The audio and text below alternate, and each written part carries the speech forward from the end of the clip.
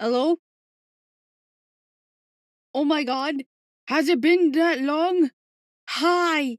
Hi, guys. Wait, I should be using a bit different background. Hold on. It's not day right now. It's nighttime. Hold on. I haven't streamed in like a week. Hold on. Wait, where is the wait, did I hold on, hold on, hold on, hold on. Hold on, hold on. I need to fix this real quick. Why is my encoder overloading? Hold on, hold on.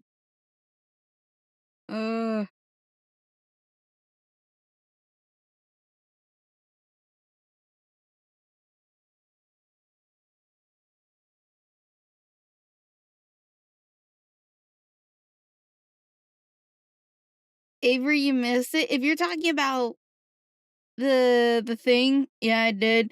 Guys, I was so tired. I actually did think of popping in for the hide and seek, but hold on. I was so tired at that point from the vacay. You can't really blame me, because for the entirety of it, I've been hiking. And I wanted to take advantage of the fact that I can move around a lot more. I mean, I'm still gonna continue walk exercising, but goddamn, guys, it felt so good to breathe in fresh air. But at the same time, my lungs were trying not to collapse. They were trying not to collapse because of the fact it's cold ass air. So yeah, ironically, that was the same with a bunch of Mystery Corp. Oh, they posted. Oh, okay, I'll check that out later.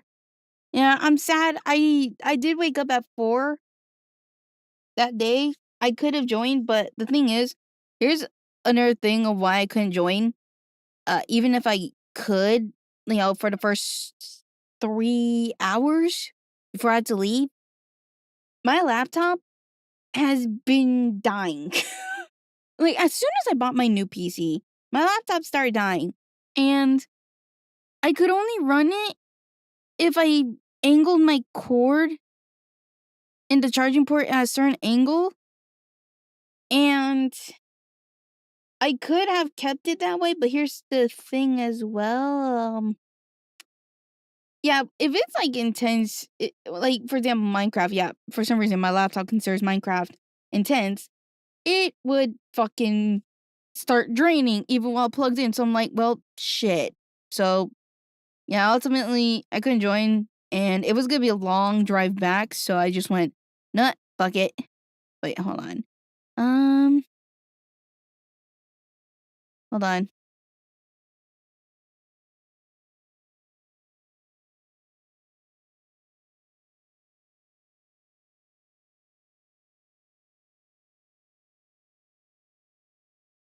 Oh, for half the concert, that's so good. Hold on. Let me play this.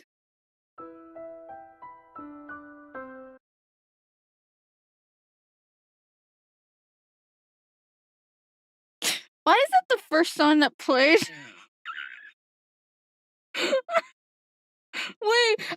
Wait.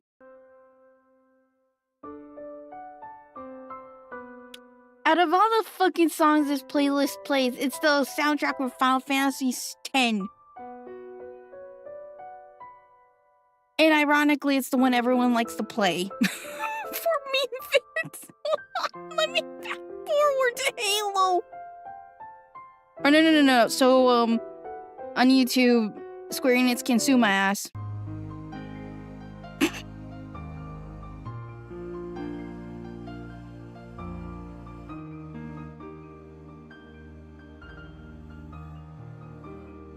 Of all songs, is this one? Yep. Anyways, oh my god, guys, speaking of the trip, guys, I both enjoyed and hated the trip. Because we had a lot of fun things planned, right? We had a lot of fun things planned, but the problem is, because of the time of the year, where Mother Nature decides after months of it being hot as balls, I'm gonna piss on you. Chad, it rained so much. Actually, there was one point it didn't even rain. It was just foggy as hell, but it was so scary. I thought back in Hong Kong when it did fog, but I was on top of a mountain. Oh wait, no, we're still kind of in the boonies, so. But I felt like I was in Silent Hill. But when it happened in Hong Kong, the fog wasn't that bad. Yeah, the fog wasn't that bad. Like, I could still at least see the streets and the buildings. Here? Oh my fucking god. I couldn't see the buildings anymore. I couldn't. I could not. That was what scared the fuck out of me. And then, man. Yeah, for example, the strawberry picking, because we went to strawberry farms. I was so mad, chat. I was so mad. So, because here's the thing. If you don't know anything about Bagiuo, one of the famous things about Bagiuo, aside from the fact it's cold as hell, well, at least not for me, they have a little strawberry farm that you can actually go to and pick strawberries by yourself. But you have to pay based on the weight, from what I remember. My parents didn't, when I was a kid, we couldn't go because we didn't know where it was, because for one, everywhere we went by foot and taxi, and we only learned about the farm after we left, so unfortunately we didn't go. The one time, but with me and my family, my other relatives, we were so excited. I was so excited to get a shit ton of strawberries too, that I picked. We couldn't go because they shut it down because of the rain. Yeah, that wasn't gonna be the first place to get shut down because of the rain.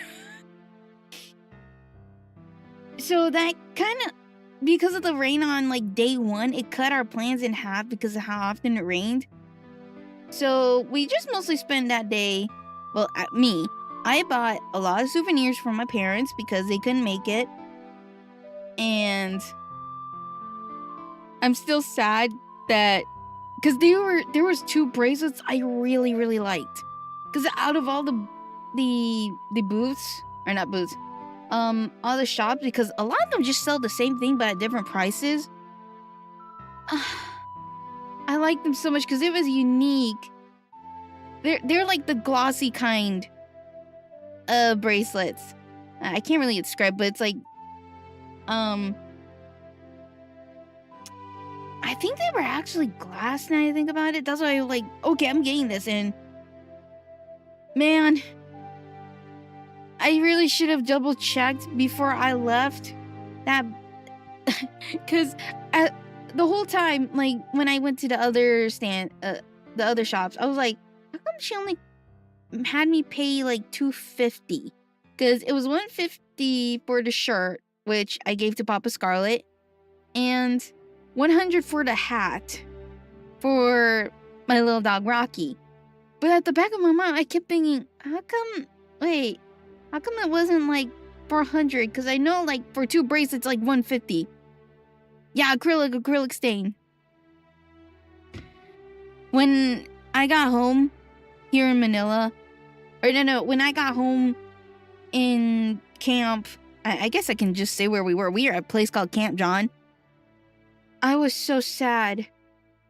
I was so fucking sad. Because it was all gone. They weren't there. And then I realized, at first I thought maybe I overpaid. And she didn't give me the bracelets. But I still paid for all of it. But then when I woke up the next day, I went, wait a minute. I only paid $250. You didn't charge me for the bracelets because she forgot. Yeah, one was red and orange. The other one was purple and silver, and that was meant to be for my friend. I was so upset. I was so fucking upset. Well, at least the other stuff. What the fuck is playing in my ears? Oh, it's Halo. let me lower that. I think that's too loud. Can never go wrong with Halo. But yeah, I bought like a bunch of stuff like shirts, bags. Oh yeah, guys, I had an awesome deal. Because one of them, a lot of the other booths, they sell keychains like, I think 6 for 100. I'm like, not really worth it. Because a lot of them were the same. This one lady, where surprised the hell out of me.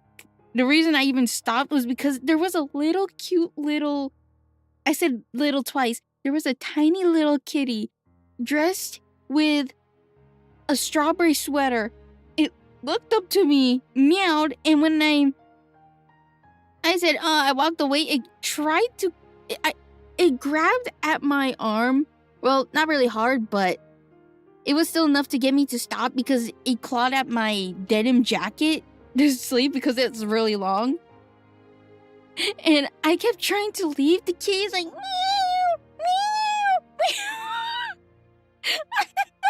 Let me go! I need to look at the rats! Let me go! It was so adorable. And then by the time it finally let me go, the lady arrived. I'm like, shit. And thank God it did, because for like 90 pesos, I got to pick an assortment of 12 keychains.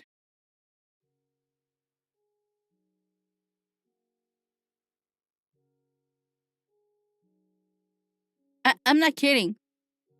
12.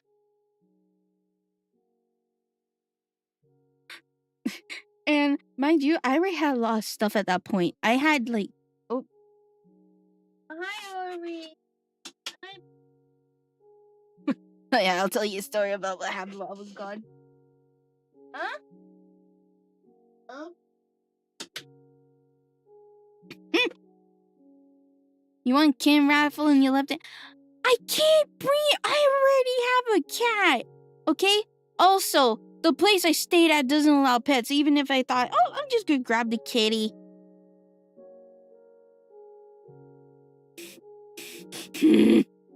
But anyways. Yeah, I brought that bag. Mama Scarlett said the stuff I bought was too much. Like, I bought like 4 shirts. 4 shirts. 3 bags. I bought like a knitted bandana, which I use as a headband. And then what else oh no, that was from somewhere else. That was like the night market, which was later that night. What else did I buy? Oh yeah, 3 bags. Although sadly the one I got, the freaking button broke. Yeah, it broke, so instead of it like it closing, I'm just praying to God no one reaches in. Oh my god. But yeah, I bought like a bunch of stuff, and I got some magnets, and thankfully if you get really lucky at the night market. What? Really? I should know. I found a Gengar one. Oh, wait. Speaking of, yeah, I was gonna get to that, guys. I had the biggest win because here's the thing. I don't like shopping, mainly because putting on clothes is a pain in the ass. I shouldn't have said that about playing Minecraft. Not playing Minecraft, the music, but that's the one thing I fucking hate is having to strip my clothes off, try shit on, especially if it's a shit ton. That's why I hate shopping. I'm okay with like stripping at home, but fucking stripping in the mall in the changing room, I fucking hate it. Especially if it's the changing room where there's no hooks or a chair for you to put your clothes on. You're just like praying to God the floor's not dirty.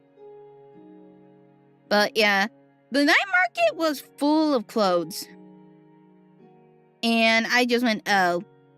I mean, I did also buy a few things. That's where I also bought the hand-knitted bandana. And I did think of like getting some like there was this one that was actually selling like pocket knives, and I'm like, I almost got it, but I went, nah, I'm not. And there was also shoes.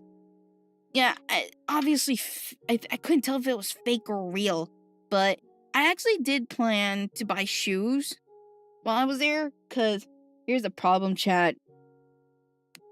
I didn't bring my hiking boots, which is going to lead later to something that I'm still sad with.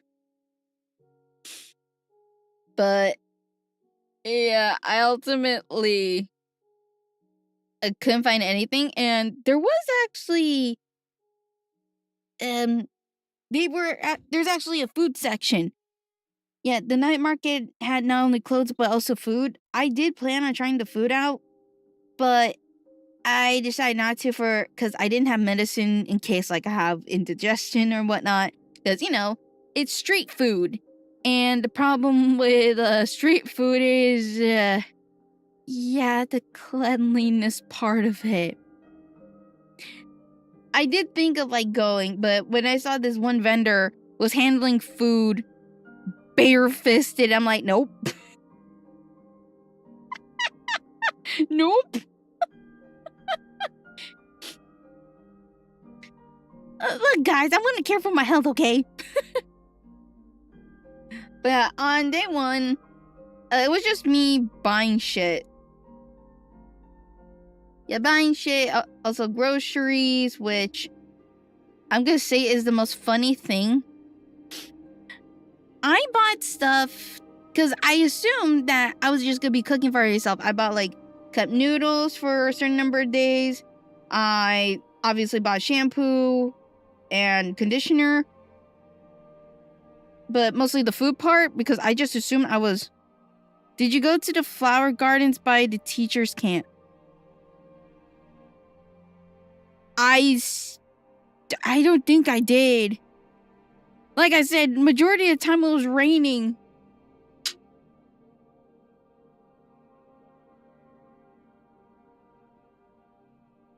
We actually did try, but like I said, a lot of the days that we went like out, like far out or close, it was fucking raining, and that's the thing that ruined the trip a lot.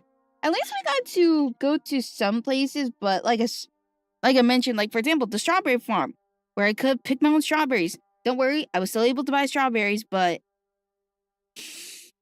I would have preferred it if I picked it myself, but I bought strawberries, some strawberry preserves, or no, strawberry jam. But man, I'm still sad about that. But yeah, a lot of the places we wanted to go to, nah. Well, where else did I go? Oh yeah, the next day, which is the start of where I'm just screaming at the sky to stop pissing. We tried to go to the rice terraces, and we went on a different road. Instead of like getting a view of the rice terrace, we were on top of the rice terrace. Yeah, we were on top, sadly. So we didn't get a view of it.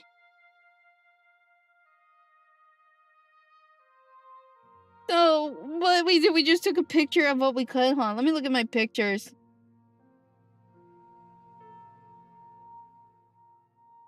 Real quick.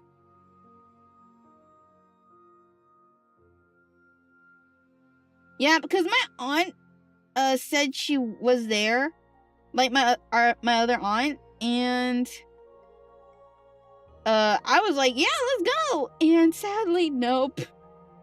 We were at the upper view part. It was actually still a nice view, but I went to see the rice terraces itself. Apparently, the road we took, it was a little closer, so we didn't have to go too far. But the problem was,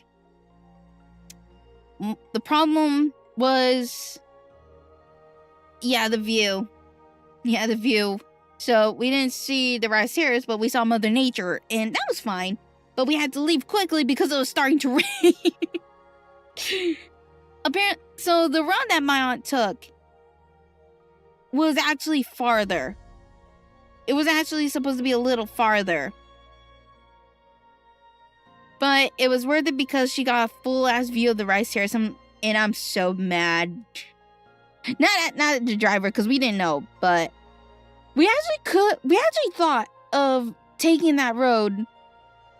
But when we thought about it, it started to rain, so we just went back and ate at this nice little restaurant. I didn't get... Oh, yeah, here's the thing, chat. I didn't take a lot of pictures because most of the time it was raining. I only started taking more pictures on the last 2 days. But... Because here was my plan. I was supposed to make a vlog, but because of how often it fucking rained, I couldn't. I mean, you just see most videos of me in the car while suffering. I don't know, because it was Chinese-esque. I have to say Chinese-esque, but it had like, oh yeah, here's the thing, because, I just found out one of my cousins is also a Pokemon addict, and we found out when I went to his place, because that's where the meeting place was. Yeah, we were supposed to meet up at his place, and I saw his Pokemon collection, so when we were at the restaurant, which had also crane games, as soon as we sat down, I was like, what the fuck? Why did I hear the dun dun dun dun dun? We heard it on a goddamn loop. And I'm like, am I insane? And my cousin, not just for shits and giggles, because it's also, well, let's call him N. Yeah, not to dox him. Let's call him N. I can call him that because that's literally the first letter of his name.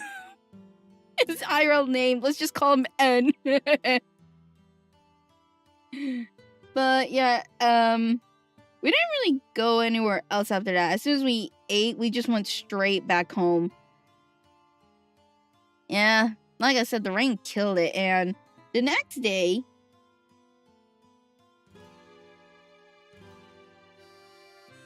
where else did I go?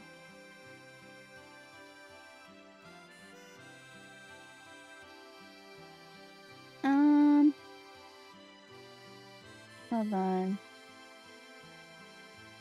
Oh, we went to this Chinese temple. Hold on, I'm looking. Oh, it's called Bell Church. Tina, hi. Hold on. I'm just recounting my trip. Yeah, no. We didn't go home instantly. We went to a place called Bell Church. Still kind of funny that it's a church, but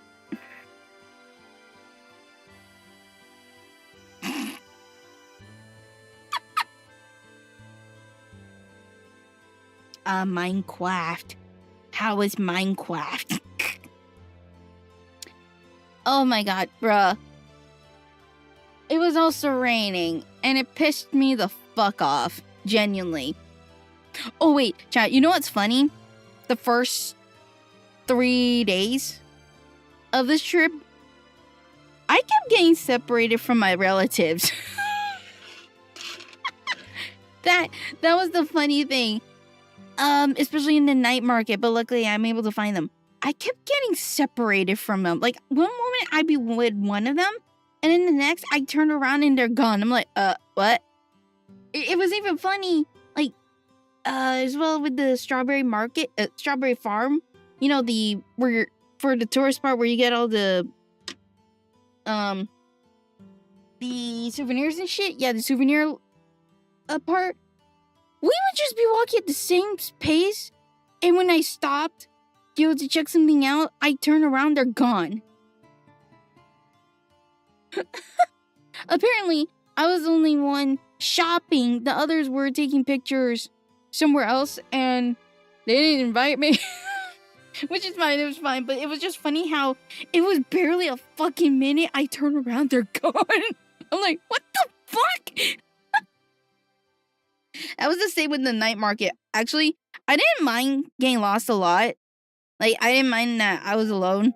Because, you know, I'm not that I'm used to it, but I do get because I like to look at other things. They like to look at something else. But the night market is where it scared the fuck out of me because there were so many people, right?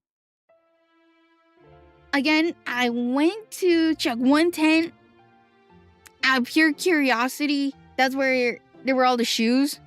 But as soon as I turned around, they were all gone. Mind you, there's like 10 of us. I lost 9 people.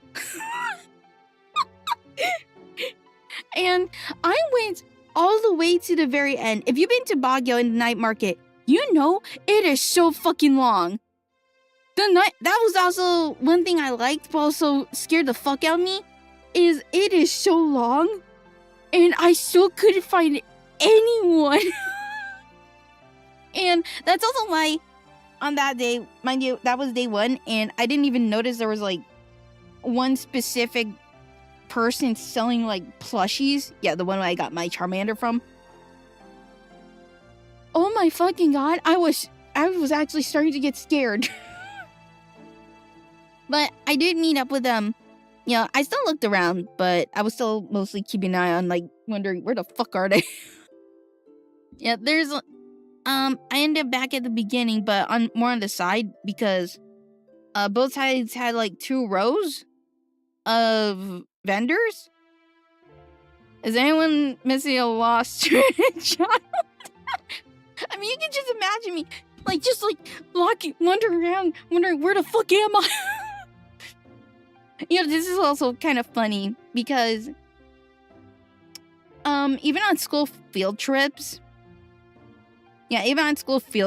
which, mind you, well, excluding elementary, in high school, I would always be the one that ended up separated from the others. It would almost always be me. Where one moment I'm with people, I turn around and they're gone.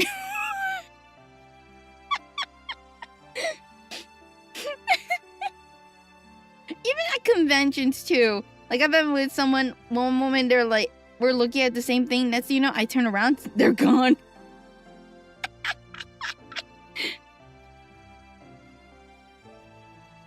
Yeah, Juna, I feel like if I ever visit Indonesia, you're gonna put a fucking leash on me. Well, if we were classmates, I would have been the one told to look for you. Most likely, yes. Oh, man. But yeah, those first 3 days, I would be looking at one thing, and then when I turn around, they're gone. Bruh, if Mama Scarlet, here's the thing, Mama Scarlet always panics over shit like that. But I'm at the point where I'm just used to it. But I know for sure if she found out about that part, she would have been so pissed.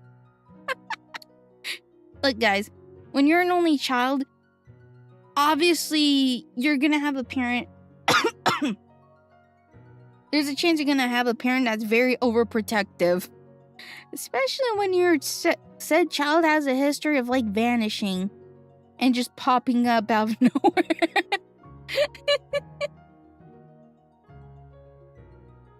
But yeah, where else did we go? Hold on, let me look through my phone. We went to the Bell Church. Wasn't really much to look at because it was raining.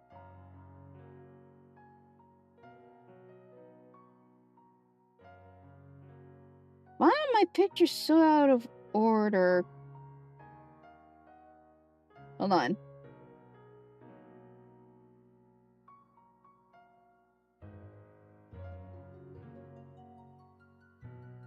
Well, I'm really trying to remember where we went. And the next day, we went to Mines View Park. Yeah, next day, we went to Mines View Park. Oh my god, guys, I had PTSD because the last time, I remember when I was there as a teen, Mama Scarlet was so getting frustrated with me because I was actively shaking and scared. Because although there were some changes, but when we went there, I was actively, not now, but back then, I was fucking scared shitless. Because there's like this view where the more you go forward, the steeper it gets. So I was fucking shaking because of how high up we were. And back when it was me and my parents, Mama Scarlett would get so mad and tell us, let's hurry up and go. Like, she was like that. Like, she was getting frustrated with me, but I was actually scared. Like, in the picture, I was nervously holding my thumbs up and my legs were shaking, and she thought it was faking, but as soon as we left, I was all better.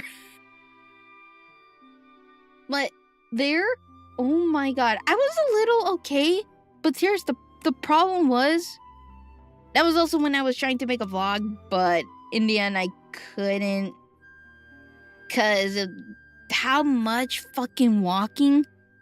I don't mind walking, mind you, but I tried so hard to do shit with one hand. Like, one hand holds the rails, the other hand holds the camera. I couldn't do it because the paths were so unsteady. But while we were there, this is where it surprised the fuck out of me. There's like 2 locations with those big ass dogs. Why don't we have St. Bernards in the Philippines? Yeah, I remember when we arrived, you know, there's like all these plants and whatnot. There's also shops that I didn't want to bother because the day before I already shopped a lot. Bruh. When did we get St. Bernards in the Philippines? I wanted to go and pet one. But here's the funny thing, chat. We weren't allowed, yeah, that's also with the horses. We weren't allowed to pet, but if you want to take a picture with the dogs and the horses, it's 100 pesos. Excuse me? Oh, the St. Bernards were brought along with the American Mountaineer. When was that? Because I remember when I first arrived in Bagiuo for the very first time, there were no fucking St. Bernards. Surprised the fuck out of me when I saw them. They were huge! I mean, mind you guys, I haven't seen St. Bernards in over a decade. Last time I saw one, I was still a child.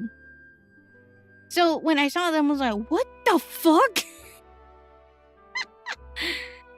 But yeah, it was a very beautiful view, honestly. And that was also the same day we wanted to go to Igorot Castle. Yeah, it started raining. And as soon as it let up, there was this other place. I forgot the name. It's something village. But it started to rain a little again. And so there's like this small village that, it's not really a village, it's meant to be based on old traditional from history. Like, it's like a historical village recreated, I think. But I was so upset we couldn't go in. You know why, chat? Well, half of us are elderly. Not me. I mean my aunts and uncles. And the one little grandma.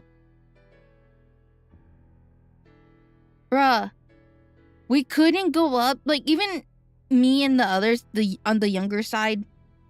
Because of the rain. It's such a steep, or it's so high up, the steps. Mind you, again, the steps are uneven, right? So, and they're made of rock. So combine that, steep staircases, rain, rock, and no handrail. Well, I think there were handrails, but let's be real here. That's not gonna get us anywhere. But yeah, we couldn't go in. And it looked like, when I saw the picture, it was like, there's the small part of it was the village, and the rest of it, basically, you're nature walking. We couldn't go in. So, we ended up leaving and going home. Oh my god. That was an unfortunate thing. Where else did we go? Oh! Oh yeah. Oh wait, I got the name of it. Tom Allen Village? Yeah, all I could do was take a picture of the fucking stairs. That's all I could do. All I could do was take a picture of the fucking stairs. And then we left. Although, here's the fun part, chat. That same day, I guess it was the saving grace. I got to watch Spider-Man. Oh, wait, hold on. One sec. I need to use the restroom real quick. Hold on. I'll be right back. You can shove redeems at me if you want.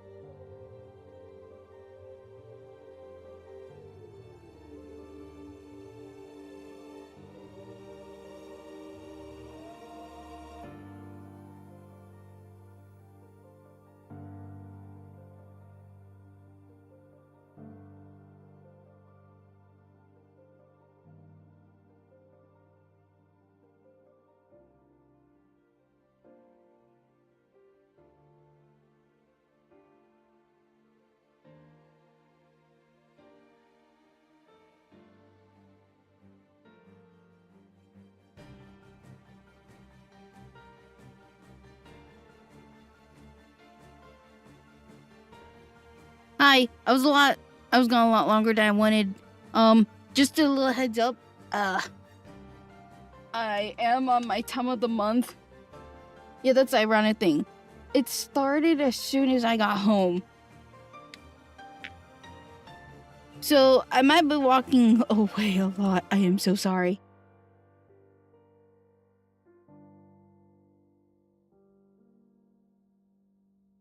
Hold on.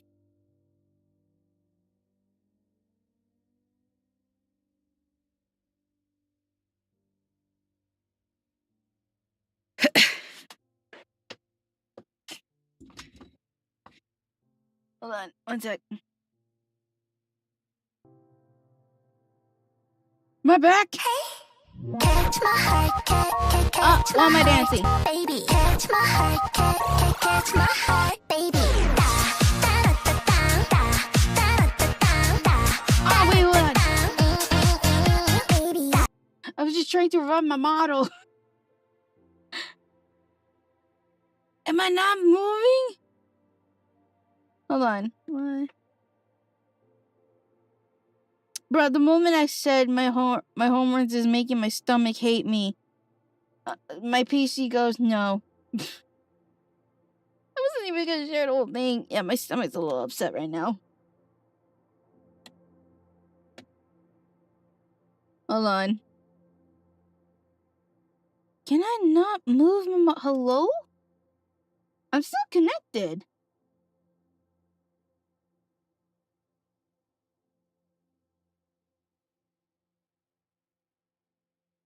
Hold on.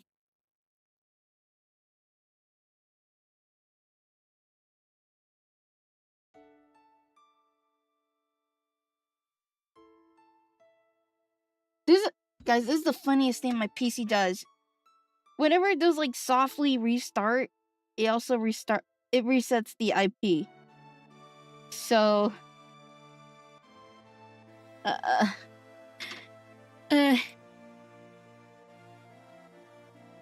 PC goes, no, ain't just your hormones. Yeah, my hormones is killing me, man. I really hate that as soon as I got home. I'm not kidding. The second I arrived home, I was like, why does my stomach hurt? And then I went to the bathroom real quick. And yeah, thank God it happened as soon as I got home, not while we were there. Oh, shit. Hold on. I have to... Oh, hold on. I'll be right back. Let me just put a sign.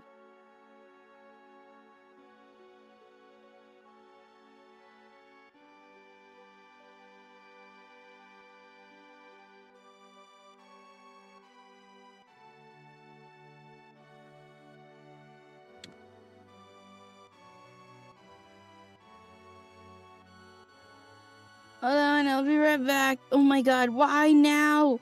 I was fine earlier. Let me put this sign up right here. Alright, I'll be right back. Guys, go take a break too.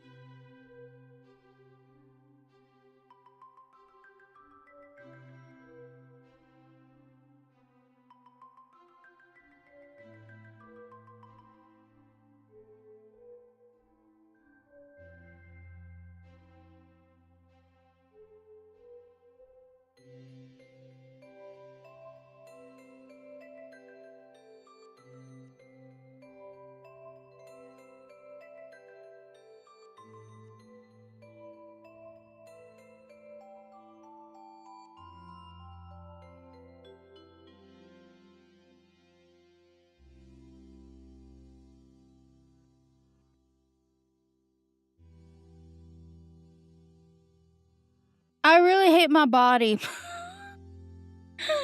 Of all days, guys, the reason I didn't stream yesterday because I thought I wouldn't be okay. The entirety of yesterday, I was somewhat fine. So I thought, maybe tomorrow. Nope. And look, I've gotten to the point where in the playlist, I'm now listening. I fucking missed listening to Final Fantasy VII. Are you kidding me? Well, anyways, back to the storytelling before my body decided to eject everything from within me. Not talking about blood. Where was I again? Where was I? Talking about Spider. What about Spiders? I had one before and it's crunch. No, not that kind of spider. Oh, right. We were talking about Spider-Man. Hold on. Let me fix my phone. Guys. That was the best fucking experience I had in a long time with this Marvel movie. Okay, so I might go into spoiler territory with Spider Brand New Day. I might spoil a tiny bit, so if you plan on watching the movie anytime soon, wait, can I play Spider-Man music? Hold on.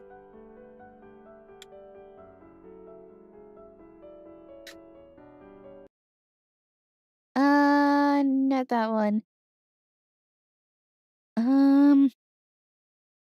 Meditate like Peter Parker. Wait, what?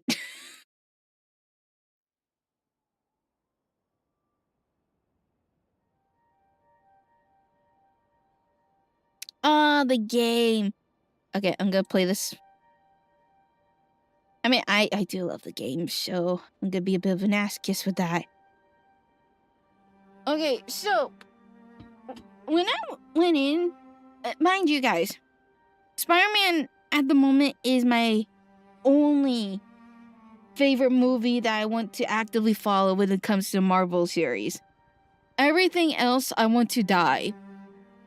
Loki was fine. Ant-Man was my favorite up until that third movie that I fucking hate so much. Deadpool, I do like Deadpool. I do. And I did like the second movie as well. Yeah, Deadpool and Wolverine. I'm just not excited at the idea of seeing this. Guys, as much as I like Hugh Jackman, I'm still saying, please, retire the fucking man from Wolverine. He can only keep bulking himself up for however long. And yeah, what else Marvel did I watch until I gave up? Hugh Jackman.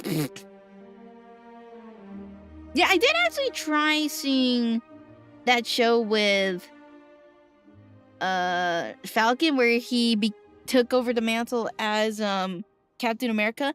I'm still gonna call him Falcon. I don't fucking care if he's the new Captain America. I know that's a thing in the comics, but I still kind of wish it was Bucky. But then again, it does make sense writing-wise why Bucky didn't take over. I still wish. But he really wanted to be a part of the third. Yeah, that's true. I'm just confused with it now. Honestly, this multiversal shit, that's the reason, like, I'm not really a fan with certain eras with both DC and Marvel. I always hated the multiversal shit because it always gets confusing. Although for some reason Spider-Man with that one, whenever that one tackles the multiverse, for some reason I like it. Everything else I want to rip my hair out. But yeah, my god, I knew this movie was gonna make me depressed. It did, in a good way. It fucking did. Like they they really hit hard how Peter was. I will say this, as mixed as I am, you know, knowing that the director is also gonna be the one in charge for the Naruto live action, which, by the way, chat, during the movie, I instantly spotted a Naruto poster in Ned's room. I'm like, what the fuck? And then I remembered, oh, right, he's gonna be in charge of the Naruto live action. Like, the way the poster was planted, it's so obvious for you to instantly see it. It's literally right next to the bathroom that Ned walks out of. And it's massive, so I'm like, oh, right. But honestly, with classic Spider-Man, where he's meant to suffer, they really hit it hard with this one. And I thought the suffering of Peter Parker was good in Amazing Spider-Man.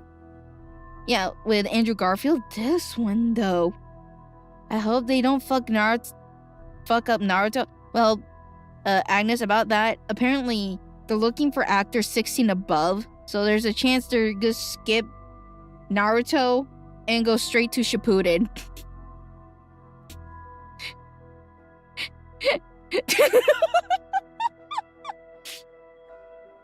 And guys, in case you didn't see much of the announcement, apparently they're doing a global search. As long as you're Asian, I think they'll also include half Asian. So,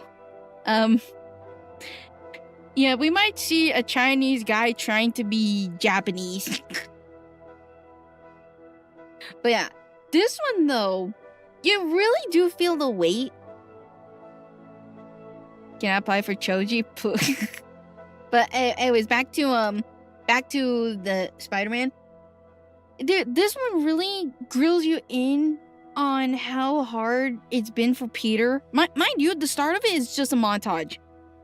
Like, after it first introduces you to Peter's current situation after, you know, the memory wiping, you know, where his entire existence as Peter Parker gets nuked. Onwards, it does a montage, and it does it so well. And I will say, the cinematography of this one is so good. And I will also say this. I kept my mouth shut, but after seeing this movie, I always hated how they displayed Peter or Spider-Man swinging in the first 3 films. Hi Kai, we're talking about the Brand New Day movie of Spider-Man. Like, whenever I go back to like the first 3 movies, it didn't really feel like he was swinging as Spider-Man. It just felt like an acrobat just swinging around.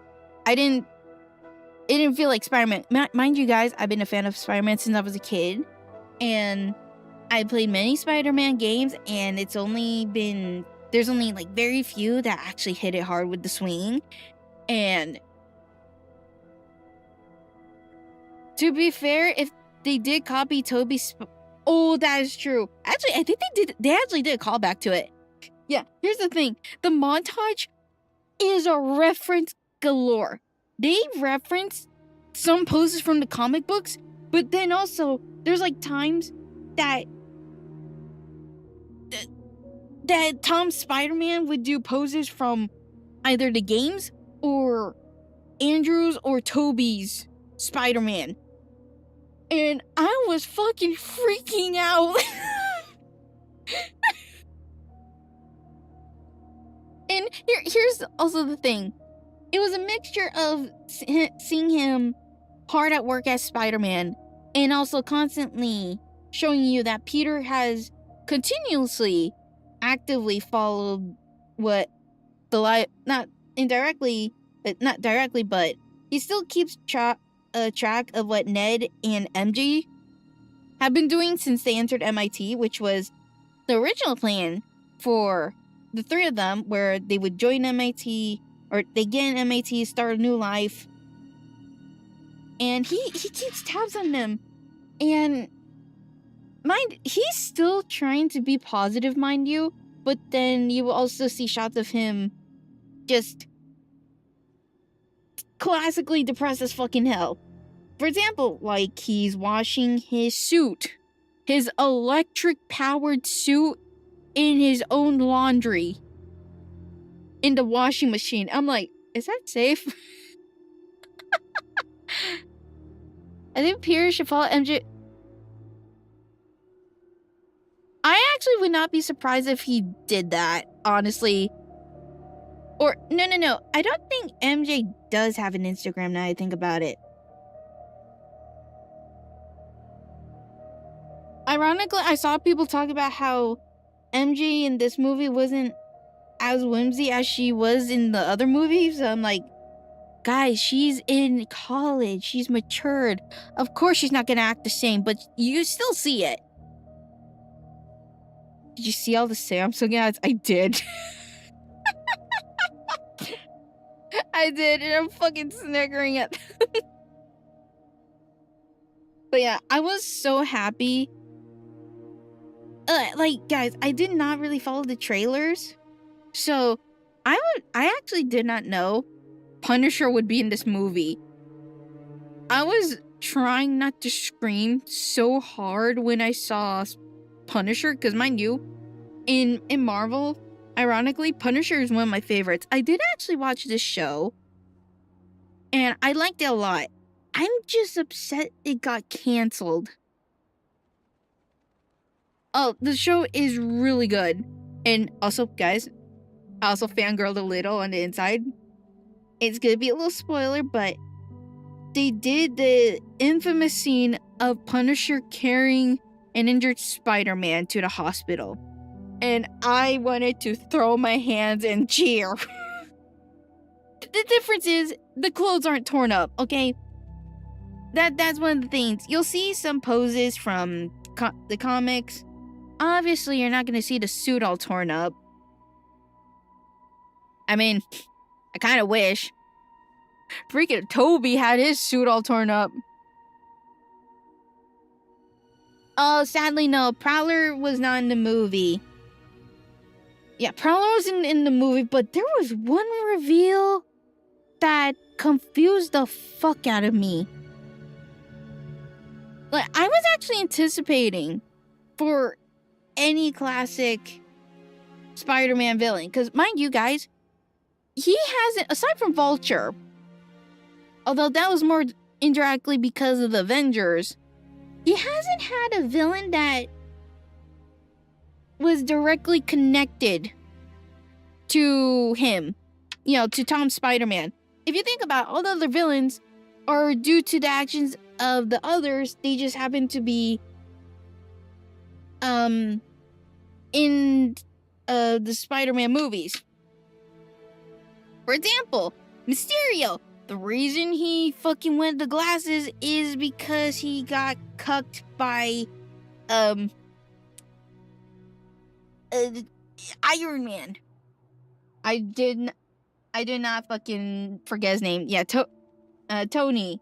You know, for renaming the hologram program into something that pissed him off. You know, a lot of the villains that popped up aren't directly connected with Tom Spider-Man. The classics, the Sinister Six, that, well, not really Sinister Six, but the ones we saw in the crossover one, you know, No Way, was it No Way Home? Yeah, it was No Way Home, right? Those were just villains connected to the other Spider-Man, not Tom Spider-Man. So I was hoping, please, someone, please, some villain gets made because of Peter's indirect actions, please. Nope. A little bit spoilers. The villain, it's not really a villain later down the line, is Jean Grey.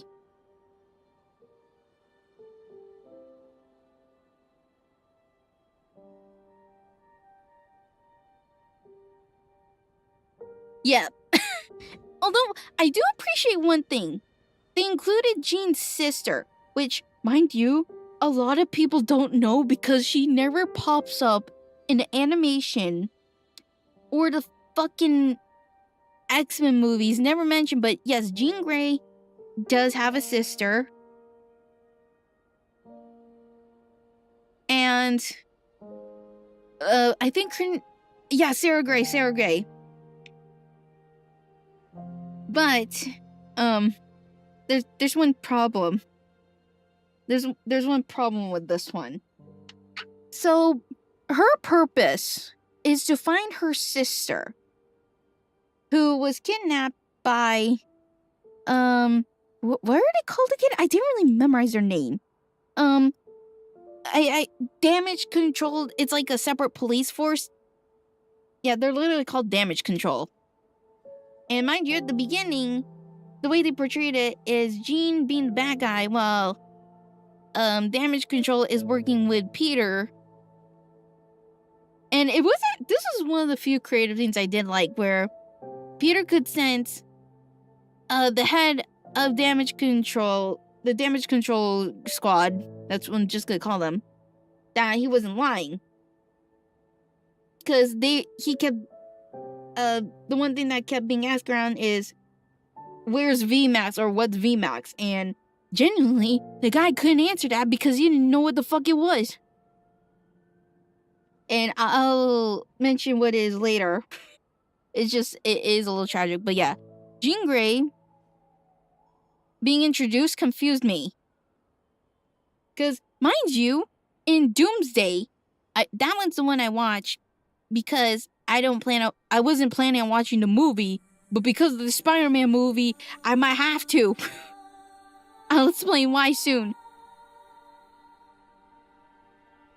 I saw Cyclops in the Doomsday trailer. So I'm so confused. Who's the actress? The actress is what was her name?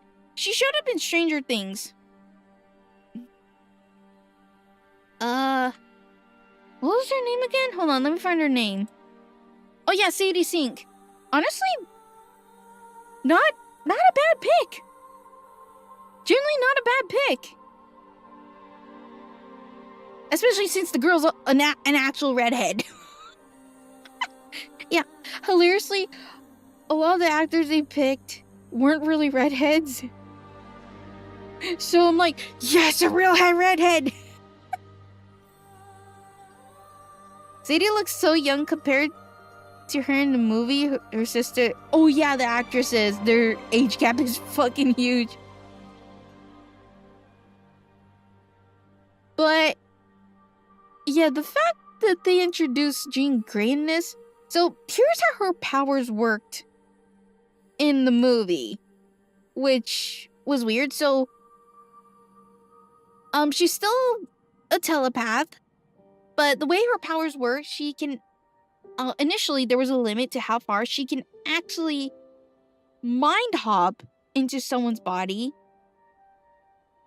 It's like possession, but the person that she's possessing, they literally don't remember what the fuck is happening. Like, their mind goes blank while she mind hops into their body.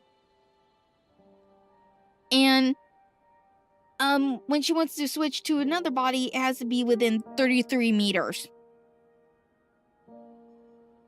Yeah, it has to. Well, at the beginning of the movie. So she doesn't have to be, like, standing right next to it. I don't know. That was the weird thing. Like, her mind would just jump to different bodies while her actual body is, like, somewhere else. So I'm like, huh? What? Huh? And she can actually mind read a little.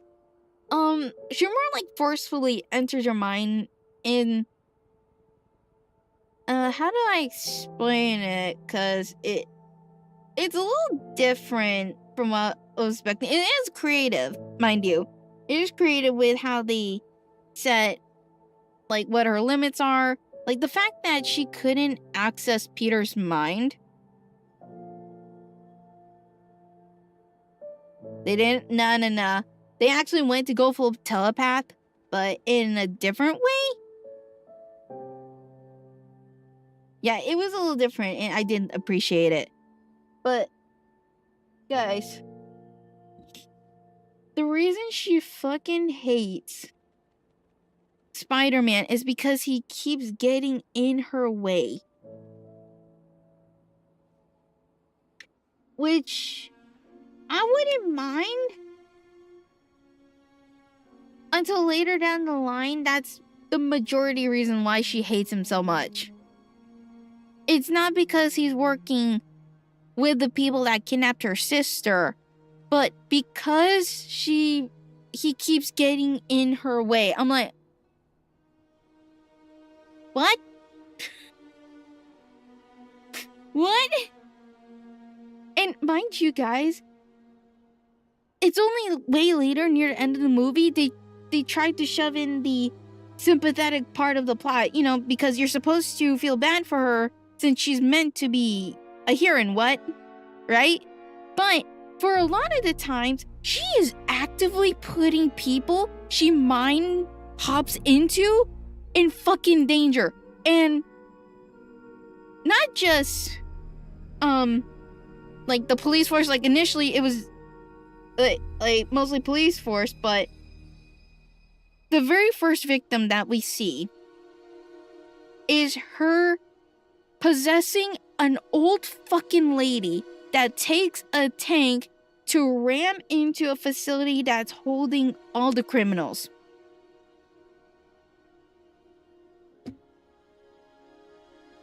All to get information about VMAX from within Damage Control's data center. That's literally the first thing they ever do.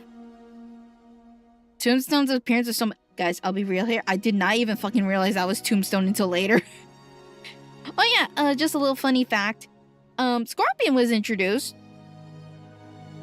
but he's not a major part of it. No, he's just also someone that Jean possesses later. Like, that was also what confused me. Is after she infiltrates the prison, mind hops everywhere, she possesses one last officer to tell guys that were transporting Scorpion to a different facility to drop him off at a different building where she would later possess him there after picking him up. That's what confused me. Like, she's meant to be looking around for her sister, but she's causing so much destruction. She's causing so much destruction. She even fucking possesses Scorpion. I'm like, huh?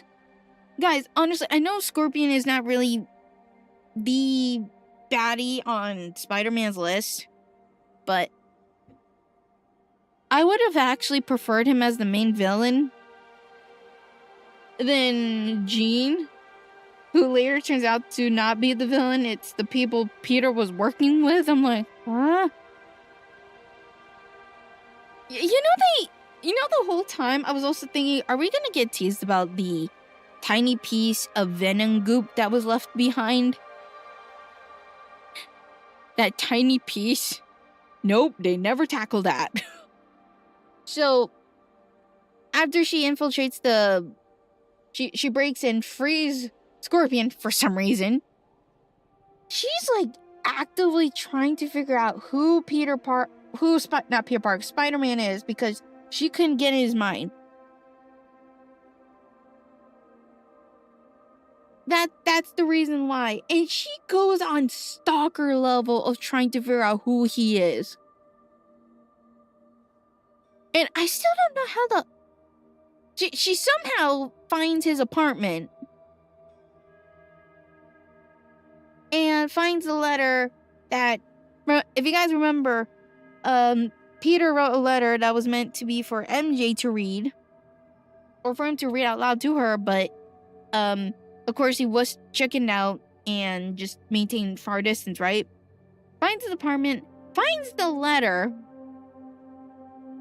and starts threatening to do something to her.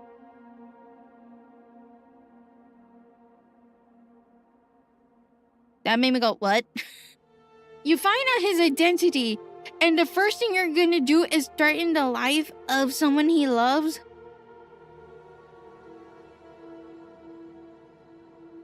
And this is where it gets even weirder. She starts a chase sequence with him.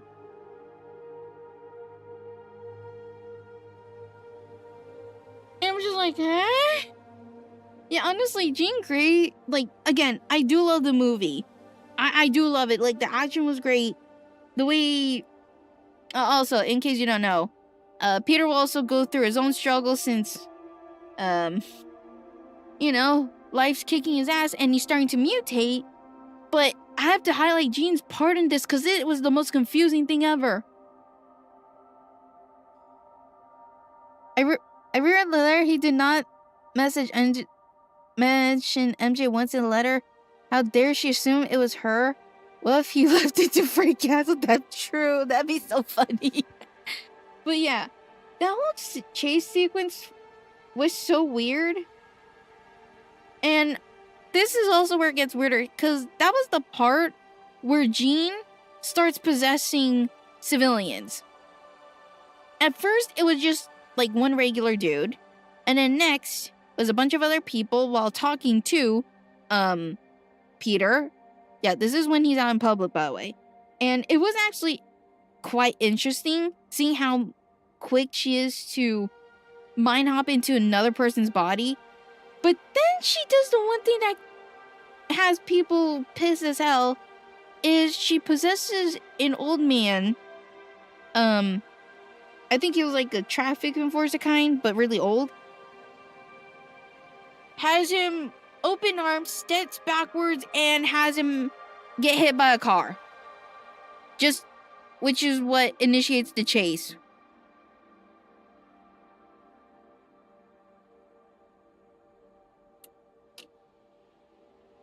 Mind you, chat, near the end, it's revealed why she's doing all this and frames her in a sympathetic light. But she actively was getting people, civilians, nearly hurt, and I'm still hoping to God that one old man she possessed is alive. Yeah, because after that one, people have spread misinformation that she killed a shit ton of people, when said people were mostly from damage control, but civilians, so far, it looked like it's just the one. The chase sequence was it got so insane that the last one was her mind hopping into a guy that went in a helicopter, and Peter had no choice but to cause the helicopter to dangle dangerously on a crane over a construction site because he figured out that of her limit on how far she can possess people. Yeah, actually, they never explained how the fuck she got down, because she still ends up possessing MJ, but I'm like, how the fuck did she possess MJ? Like, here's the thing, there was like literally no hints at all that she got possessed. Because MJ will later mention, which would be important for a certain reveal, that she doesn't remember anything up until, because the last thing she remembered was she was in her apartment on her computer before Peter, as Spider-Man, comes in, convinces her to follow him because someone's out to get her, but she doesn't remember that part. All she remembers is being at the desk. The rest, nothing. So I'm like, at what point did she... I was like, genuinely, at what point did she possess her? When? At least she's thankful that she wasn't facing Serious Spider if she did. Oh, she almost. I want to have the writer have whatever the writers were having. Yeah, again, everything else was fine.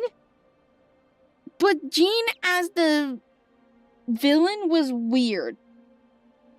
Yeah, the plotline with that is weird.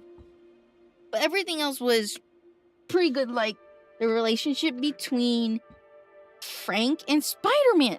Or Punisher and Spider-Man. Guys, I love their banter so much.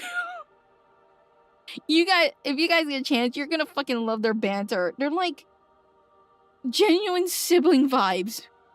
It's genuinely a love-hate relationship, and I was fucking laughing my ass off so much. But yeah, the Jean Grey's introduction being in the movie was weird. It really was. Like, they could have picked any other villain. Now here's the thing. I think it was like before the movie, I found out that there are certain characters that possibly won't appear in Tom's Spider-Man because of Sony. For example, I want Harry Osborn or Norman Osborn. You know, that world's version. Nope. Apparently not. To be honest, I want Spider-Man, Daredevil, Punisher, and Deadpool banters. Oh my god, guys.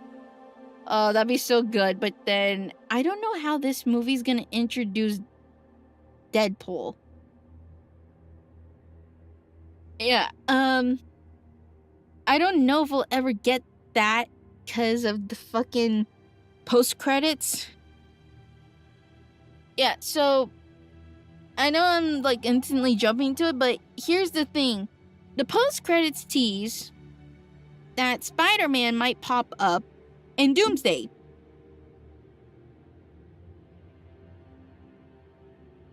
And here's the problem, guys. Punisher's show got canceled. I don't know what's the state of Daredevil's, but those two being in Doomsday would not make sense. It genuinely would not. Daredevil, maybe. If Sony's willing to have those two interact.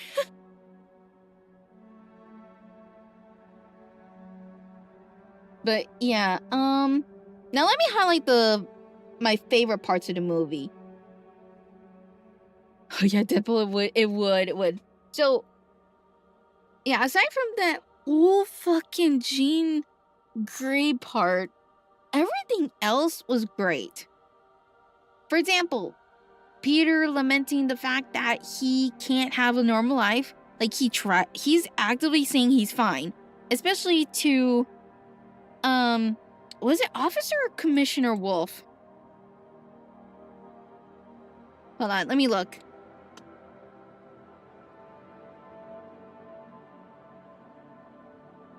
Hold on. Let me check. I do know she pops up in Punisher, so if you haven't seen the show, I have to get her picture. Hold on. Where is she?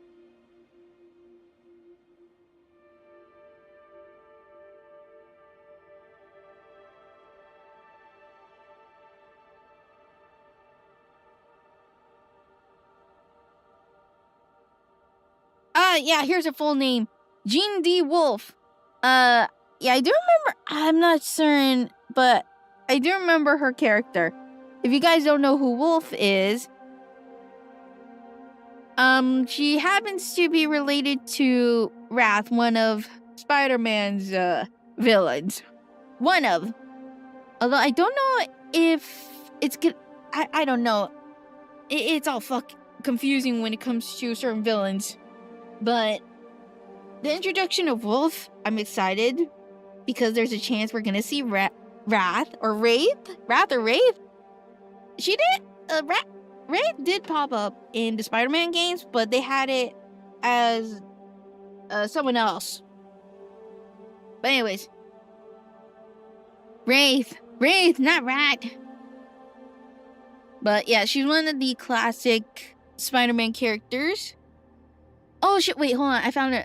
Oh, she's the detective. Okay, she's detective. Yeah, I thought she was like someone else. Of course, she's detective. But I do like the conversations between Wolf and Spider-Man, and I wish we had more of it. Because, think of her as Commissioner Gordon.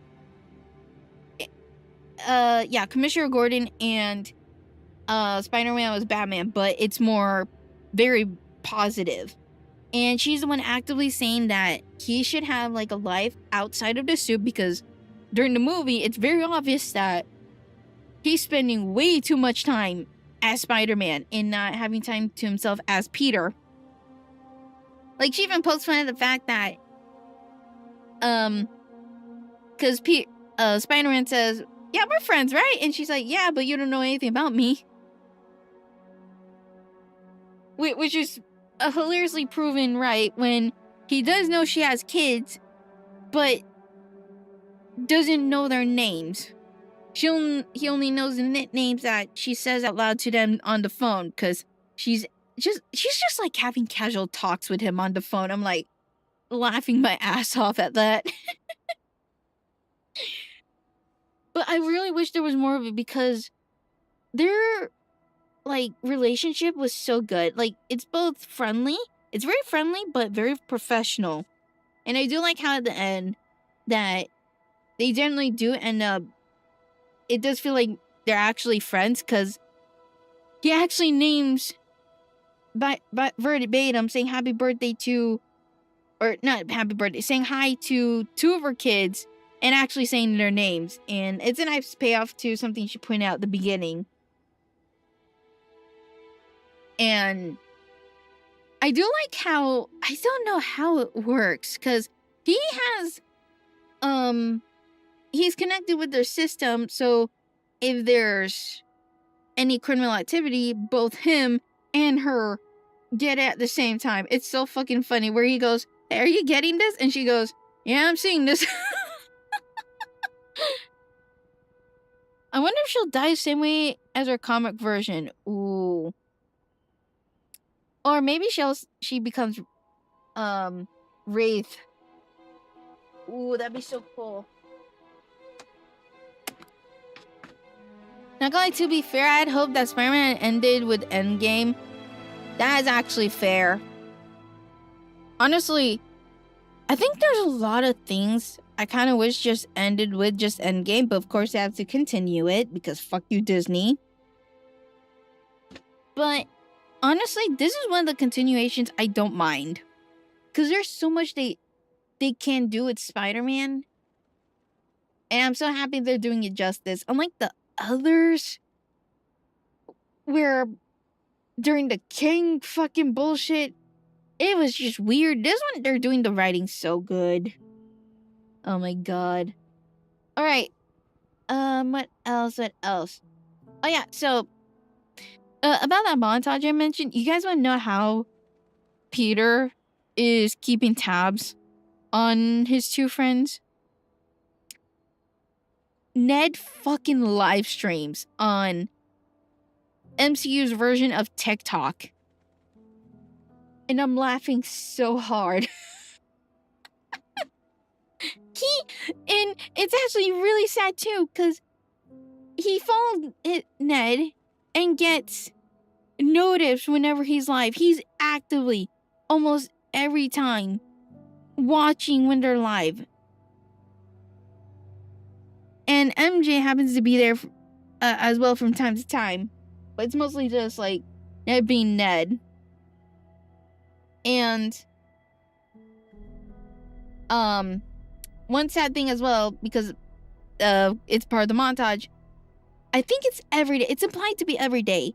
Every day, Peter would go out, buy flowers, and goes to meet with, goes to May's grave. Yeah, Aunt May.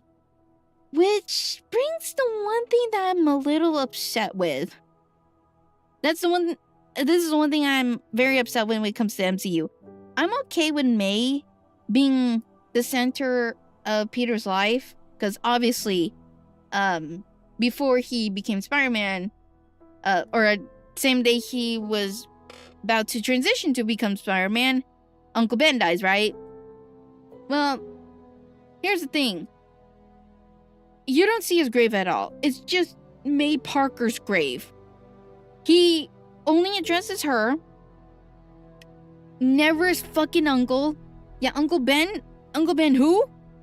And that's what upsets me.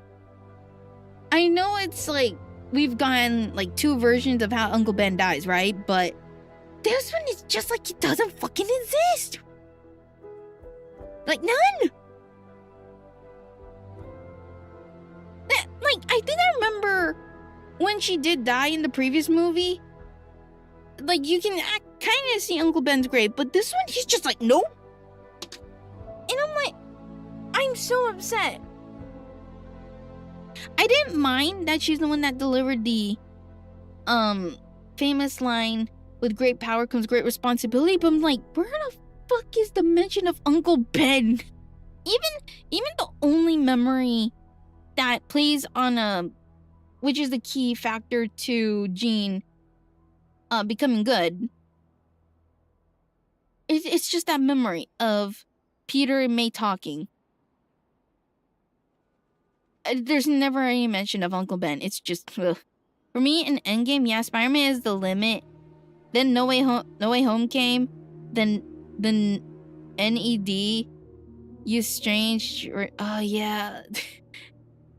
Yeah, that one, I really don't know what they're gonna do with Ned. Because I know he's supposed to be the Hobgoblin. But I really don't know what's gonna happen at this point.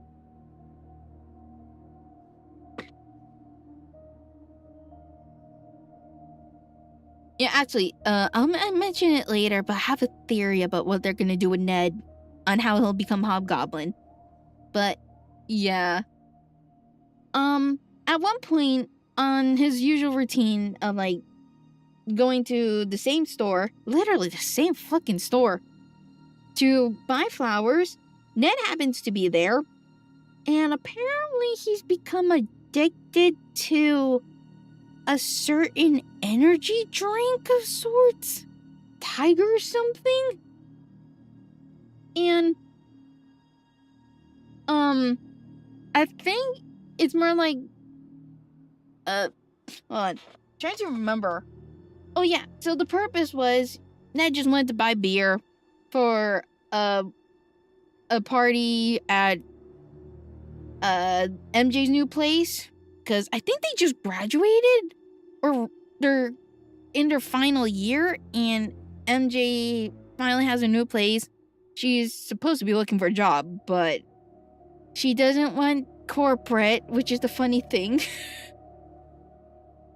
She doesn't want to be in corporate because she doesn't want to be tied down. She has a feeling that there's something great waiting for her, so she's trying to be open about it. And that's supposed to be giving a hint to viewers that there's a part of her that is waiting for Peter. Although later that's gonna break your heart. But yeah, during the party he enters Ned's room, you know, because he did follow Ned out of pure curiosity. And Ned is like, this is where I get weirded out. So somehow Ned has made a tracking program that's meant to track specifically where Spider-Man is.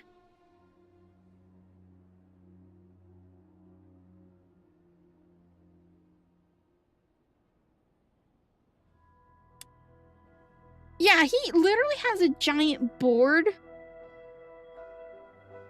of possible locations or last known locations and possible suspects, and this is where I cheered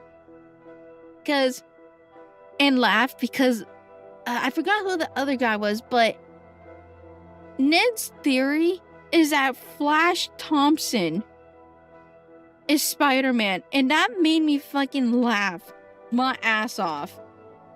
But I realized then and there, Flash isn't gonna appear in the movies, or in the movie. And you know why? Okay, no hate to the actor, okay? He ironically does a good job at making you not like him, but I was cheering because I do not like MCU's version of Flash. I unironically do not like him.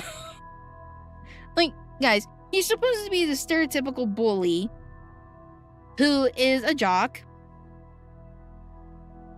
And later down the line, from what I remember, he's one of those that is, well, one version, he's supposed to be Agent Venom.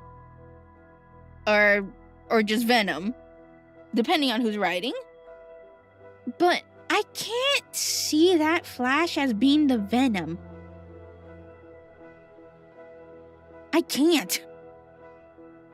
Ned is still salty about the memory of Pete dropping his Star Wars Millennium Falcon. Nah, he's not in this. Although, I did get a little happy that he still has that piece, you know, of Chewbacca, which is actually one of the sweet things to remember is their love for Lego, which is highlighted twice in this movie. They also don't remember Peter, so Flash is the only other person they remember. Oh, true. I'm just still happy that Flash didn't pop up. His position as also being a nerd that bullies, or is it bullying, or he just views Peter as a rival? I don't know. That was still weird. But yeah, that's where he also meets with MJ. Of course, she's nervous as hell because it's super long time since he's met her and Ned face to face, and that's when they walked away. It was also a few minutes later where you see Peter just chatting with the other students or the other people at the party, and that's where it's revealed MJ's in a relationship with someone. Mind you, this is shortly after her talk with Ned about waiting for something special to happen. And then up comes the boyfriend. Man, chat, the entire fucking cinema just, like, was devastated. Like, literally, when we saw MJ talk to Peter for the first time, it was very brief, and he handed flowers he was supposed to give to, you know, May's grave to her, and just said it as a housewarming gift, lying about him being her neighbor. Everyone in the cinema fucking cheered, and then as soon as he popped up, the boyfriend, everyone went, "Aww." The unified disappointment was so fucking funny. And then, of course, that's the part where, very upset, Peter leaves the party. He just actually just runs out. He doesn't think anything. He just sees this and just leaves. And it highlights another part of why I love the cinematography of this. Like the swinging, again, the swinging of this, you can actually feel the momentum of it. You can feel every swing, every movement is fluid. You actually look like you're witnessing someone doing parkour in the air, unlike the previous movies where it's big. It's a little stiff. And it does actually feel like he's slinging around with web, not on fucking rope. Yeah, because every other time in the previous 3 movies I've seen Spider-Man swing, it feels like he's just swinging around with rope. This one, you can actually feel like he's Spider-Man. Was his name Paul? They actually never said his name. Yeah, they generally never said his name. I think everyone just assumed he's Paul. I think, but even the credits, that's the thing. They never said his name, and I don't know who the actor is, I couldn't see in the credits who this person was. But yeah, after that scene, it does initiate Peter's mutation. And I swear there was some things that wasn't removed.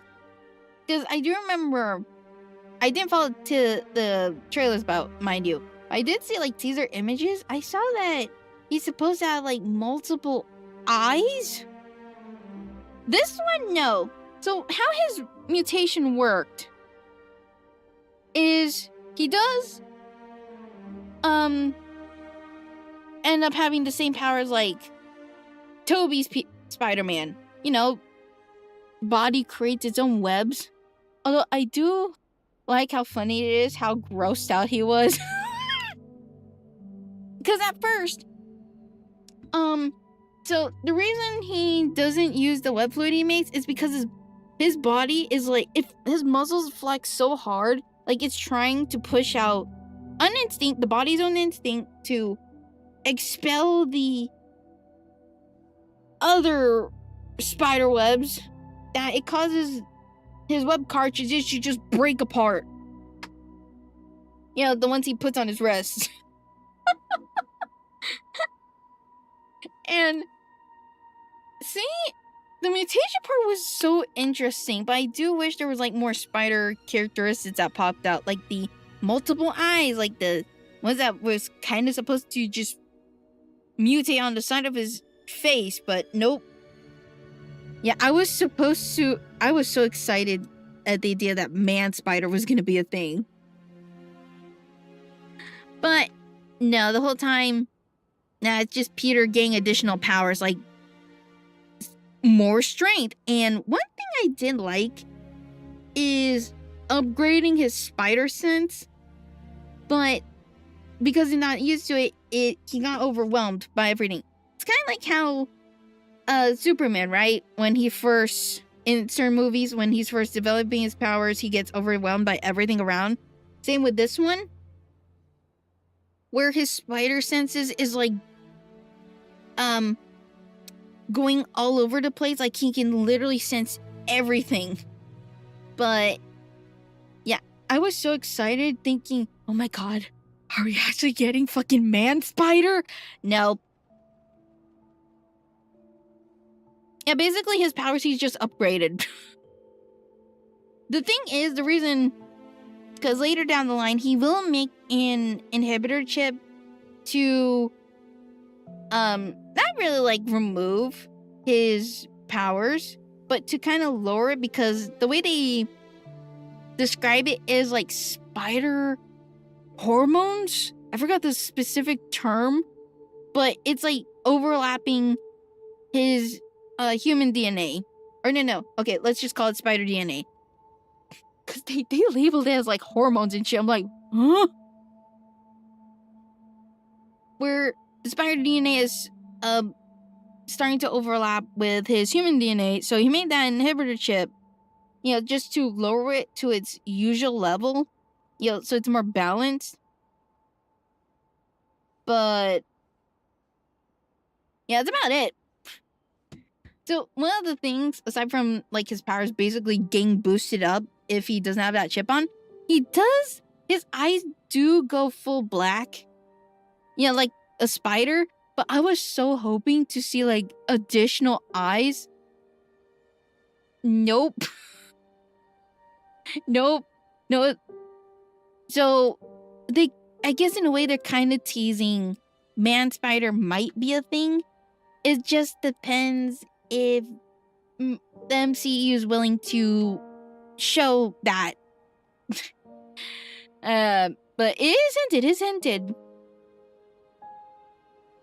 I wonder if Silk will arrive someday. Maybe. To be honest, I wish he embraces Spider instincts when he fight. He actually does. Actually, okay, so this is a little later. You know, the final fight. He does actually embrace it. But it just feels like he's more like an upgraded Spider-Man. He does actually embrace it. Like, he fully removes that inhibitor chip he made. And as part of symbolism, he accepts that he's both Peter Parker and Spider-Man. Oh, not the ads. Hold on. Let me drink real quickie.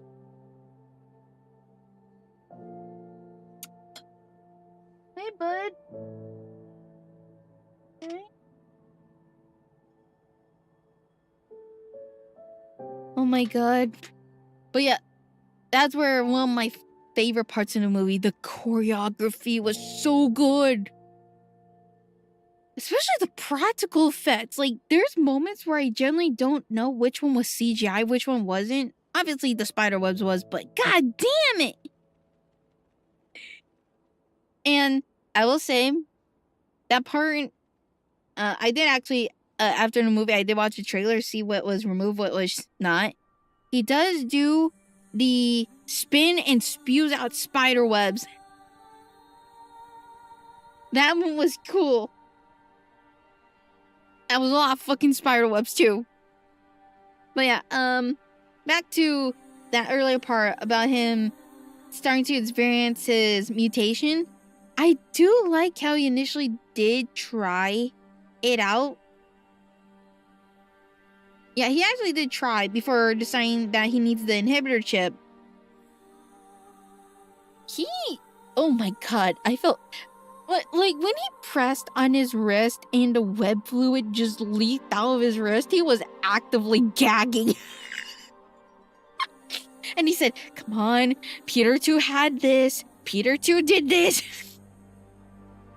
The fact he was trying to actively remember how Tobey's Spider-Man did it was so fucking funny. And seeing him actually struggle was the funniest part of the movie.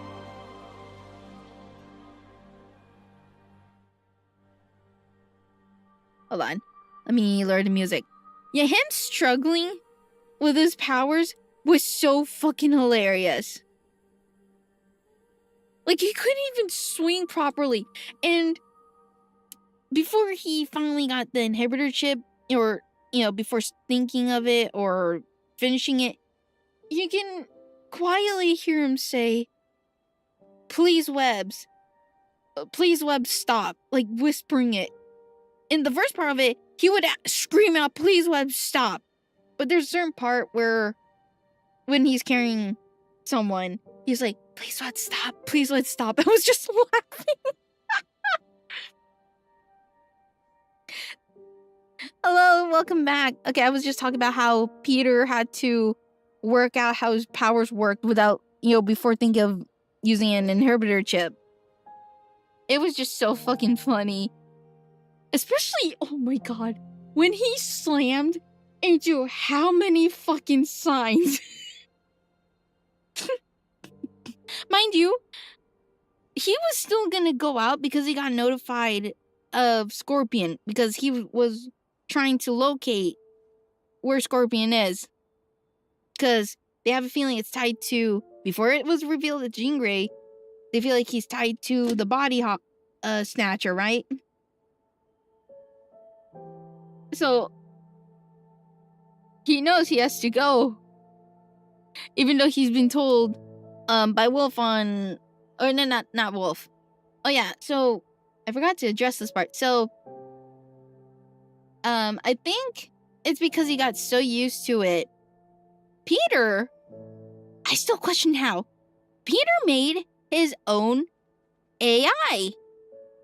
You know, AI assistant. I think he names her Eve.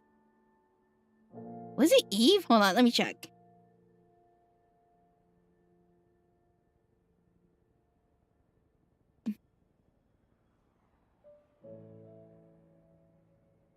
Hold on. What was the name of the AI?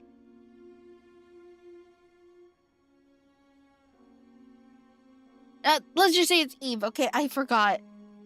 But because of his time where he had one in his old suit made by Tony, he decided to make one his own. He didn't want for a while. Oh, fuck you. But yeah, he has an AI assistant that works similar to what was there? Like Friday and Jarvis. Yeah, he works similar.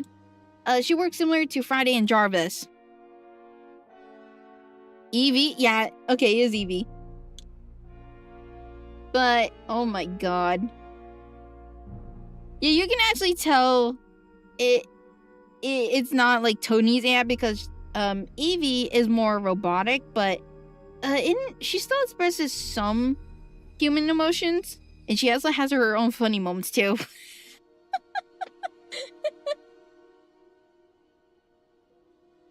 But yeah, the fact that you can tell it's not made in a high-tech lab is also a very good choice. It really was. He could have went for, oh my god, no, please. No. But this is him struggling with his powers does later become a problem. Because when he confronts Scorpion, who's possessed by Jean Grey, that's when he goes Pharaoh mode, where his eyes went pure spider black. I know that sounds wrong, but that literally his entire eye just became black to resemble spiders. And him going god fucking hardcore on this is the one thing. Poor Scorpion, again, like I said, whenever Jean possesses someone, nobody remembers, like, flat out at all. They just black out. They don't even remember being possessed. Imagine you just escape from jail by an unknown person, and then the next thing you know, you wake up in pain, pinned against the car with spiderweb around you, and you pass out. Yeah, dude. Feral Spider had moves from the game. I played the first Marvel Spider-Man game. Oh, music stopped. Hold on.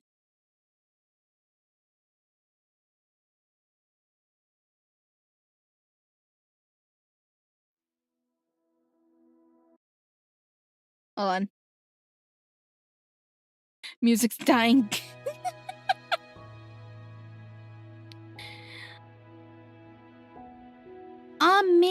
Maybe. Because a lot of people were surprised he had a lot of stuff. Like, he still had a lot of computers. He had some furniture. I'm like, yeah, maybe that's all of his stuff from, his old home. Because just because nobody has memories of him doesn't fucking mean his house didn't exist. Or his apartment. He just can't stay there anymore because, he doesn't have a job. Actually, that's the weird thing. I'm just gonna assume he does programming as a side job. Yeah, that's what I'm gonna assume because you never see him have a job in the movie. Like, you don't see him as a photographer. And, oh yeah, before I get to the feral spider part of the convo, I'm sad to say J. Jonah Jameson does not appear in the movie. Hopefully. Oh wait, no, because he's gonna appear in Doomsday. I hope he does pop up. Cause J. Jonah was my fucking favorite character in Spider-Man. Maybe. Yeah, who knows? Because the movie takes place like 4 years after No Way Home. So I don't know how much money he has. But yeah, J. Jonah does not make an appearance at all. He doesn't even pop up in the radio.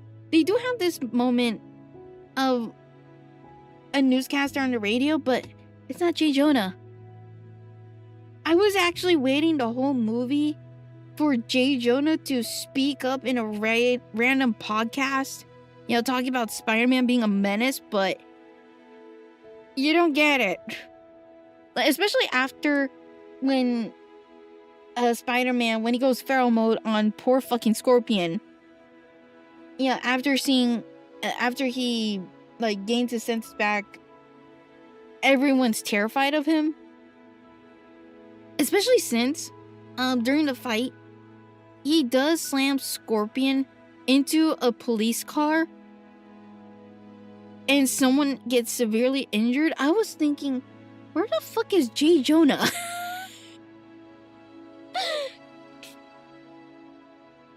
I hope Spider-Man dies and then the spell breaks. Actually, there has been talks I've seen on Tom passing the mantle. Because there has been talks about Miles Morales, because his uncle popped up in that one scene. But never gets addressed. Even Tom and supposedly, I don't really trust Twitter or YouTube with this shit. But there has been talks about passing the torch to Miles. Because guys, the actor himself, he's approaching his 30s. He's approaching his fucking 30s. And he's even mentioned himself, he only keeps swinging for so long because he does all his own stunts, right? But I don't know if they'll have it where he dies. Because they did that in the comics and it was pretty ballsy, but not a lot of people like that. I'm still laughing when they picked him as the Prowler sub. Yeah, I remember that. But yeah, so after all that, there's like this brief arc of Peter just focused on trying to figure out how he can suppress the spider side of him, the more aggressive one. And that's where he meets with Bruce Banner, who I guess he wasn't able to maintain the balance for a long time and just went back to being human Bruce and has an inhibitor chip. And I was actually really happy for him because he looked like he was having a good life. He was teaching at a university. He was loved by his students. Even though that most of them were there just to hear stories about, about Endgame, Thanos, and the Hulk and shit. I even fucking laughed my ass off where there's one guy just willingly covered himself in green, because he's a huge fan of the Hulk. When he's addressed, to answer, he stood up saying, "Hulk, smash!" Oh, although, I didn't notice, but apparently, this female student that spoke up is actually supposed to be, one of the Spider Women. I don't know which one because I really did not know she existed.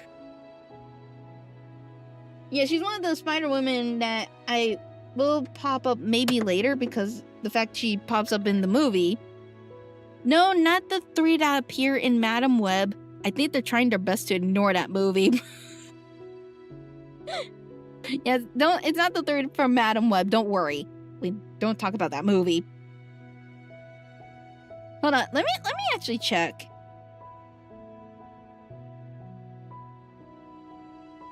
Oh, no, okay. Oh, it is her, yeah, because they're saying Cindy Moon. Oh yeah, I remember they said her name is Cindy. Oh god, I think it is Silk.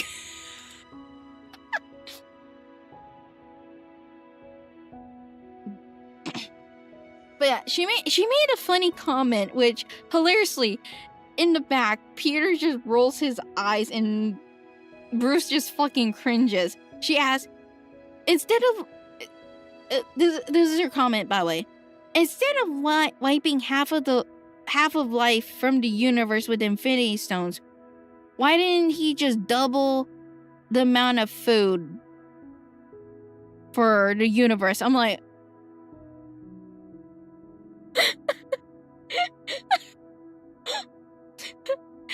Like, you literally see just Peter in the back, leaning back, rolling his eyes.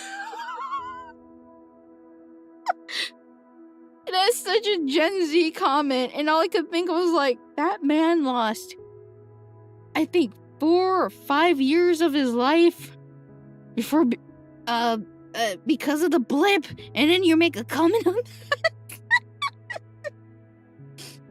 That part was so stupid, but I liked it. It was so funny.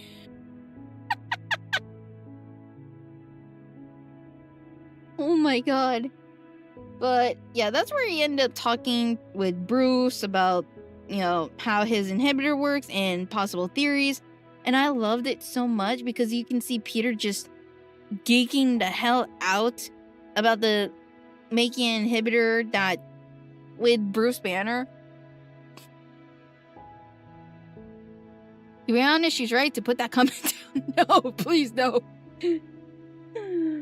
It just felt so refreshing, and of course, Bruce picks up that he's not really a student there, although Peter just lies that he's a undergraduate.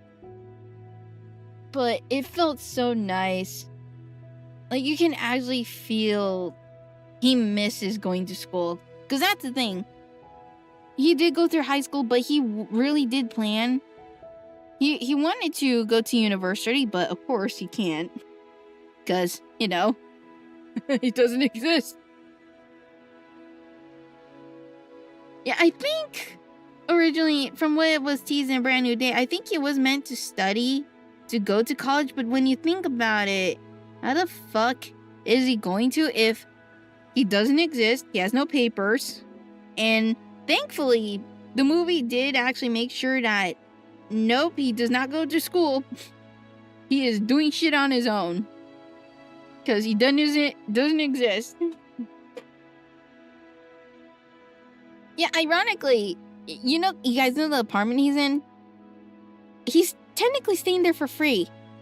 I don't know how the fuck he convinced to stay up there, but originally it was supposed to be a storage unit for like the janitors, and nobody goes up there.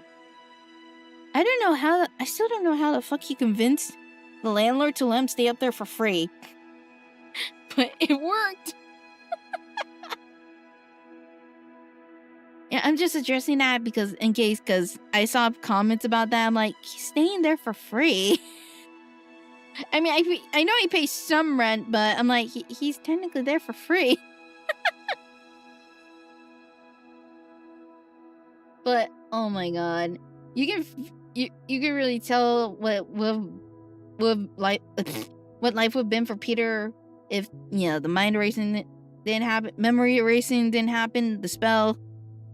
Yeah, because he actually was having fun talking with Bruce, you know, trying to pretend to be a student, but he actually felt like a student talking to a teacher in that moment.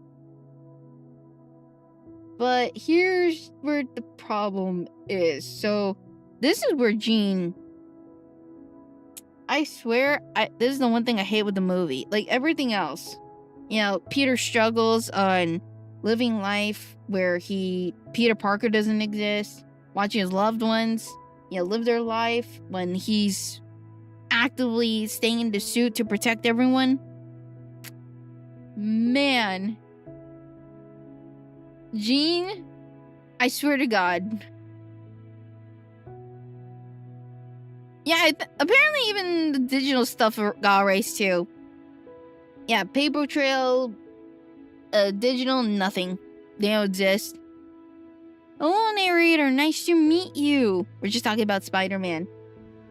So, later, when she attacked after which she... Okay, I'm trying not to spoil too much. Alright? So, because I want you guys to check out the movie. But Jean really is the plot problem of this movie. Because at one point, she attacks another building of damage control. She ends up mind hopping into the Hulk.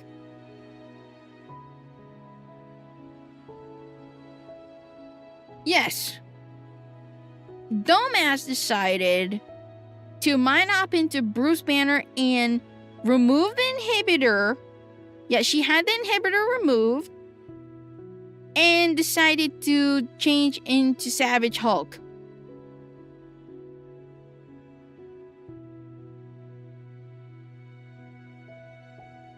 Wait, what? Hello there, I'm bored with my life. I got nothing better to do. I'm a jobless, unemployed child. I love making games for streamers like yourself. I'm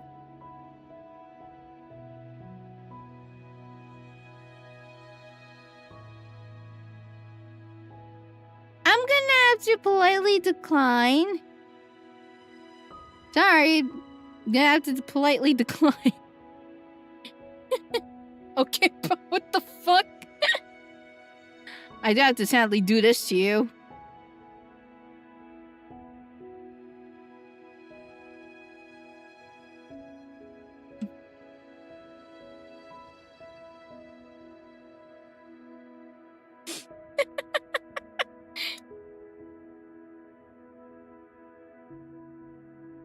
Classic rule, don't self-advertise. I mean, okay, I'm okay with self-advertising if you're a longtime viewer or a friend, but that's one of the big no-nos, so bye.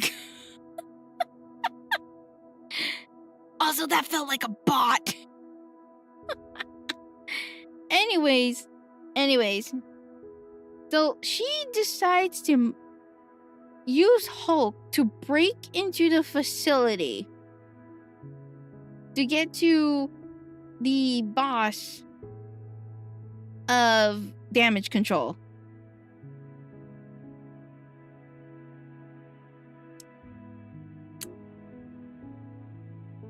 I mean, on one hand, that is actually a good idea because it raises up the stakes. I just didn't like how it went out. Because, again, my problem with the movie itself is Jean Grey. I really don't... Like, I did feel bad for her when it was revealed why she's doing all this. But why would you use the Hulk? Like, I know there was, like, years of love for Hulk, but a part of me was like, did no one ever remember what Hulk was like before Professor Hulk? Because, you know what's the sad ending for this?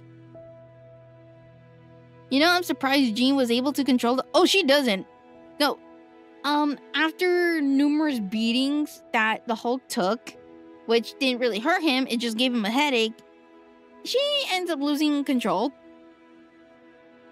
And he goes rampage. Hence why people viewed this as Savage Hulk. But there was a moment where you'd think he's gonna end up killing Spider-Man, but somehow he was able to calm him down. And people theorize that, you know, like in the comics, Hulk does remember Peter, because the spell did actually happen in the comics where his existence gets erased. You know, Peter Parker's existence gets erased. People theorize that was that moment, because it was just a look. But we can't really be certain because Hulk just calms down, and because there was like shit that was dangling from him, like all the concrete that broke apart and is being held together with blood that's connected to Hulk, willingly falls off the building after he and Spider-Man share one last look, and he willingly falls off the building to his supposed death. I swear, I do like the movie. I really do.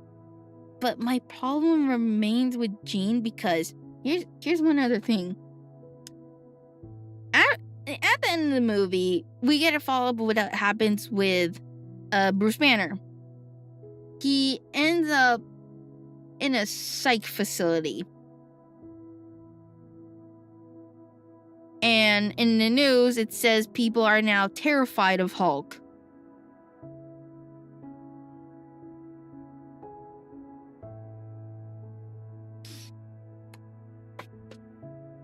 So I guess that's the excuse how come we don't see Bruce Banner and Doomsday.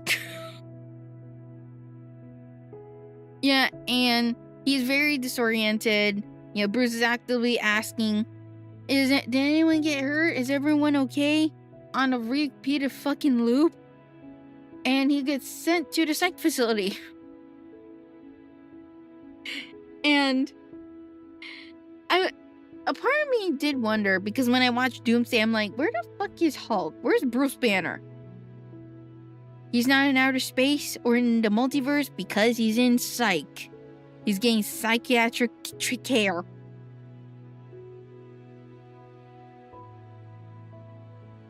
Now, this is where, in this part, they reveal who's the main villain, actual villain of the movie. I did like it because you trust Peter when he says it doesn't feel like this guy's lying, right? You know, the boss of damage control. And it's revealed after they captured a Jean, they just wanted to duplicate her powers of possession. Because what damage control does is get all the villain tech, or the villain tech that's scattered around, and repurpose it so that they can use it as their own equipment during, you know, villain fights.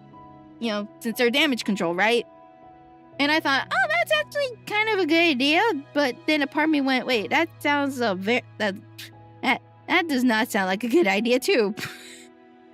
And this is where I'm like, what?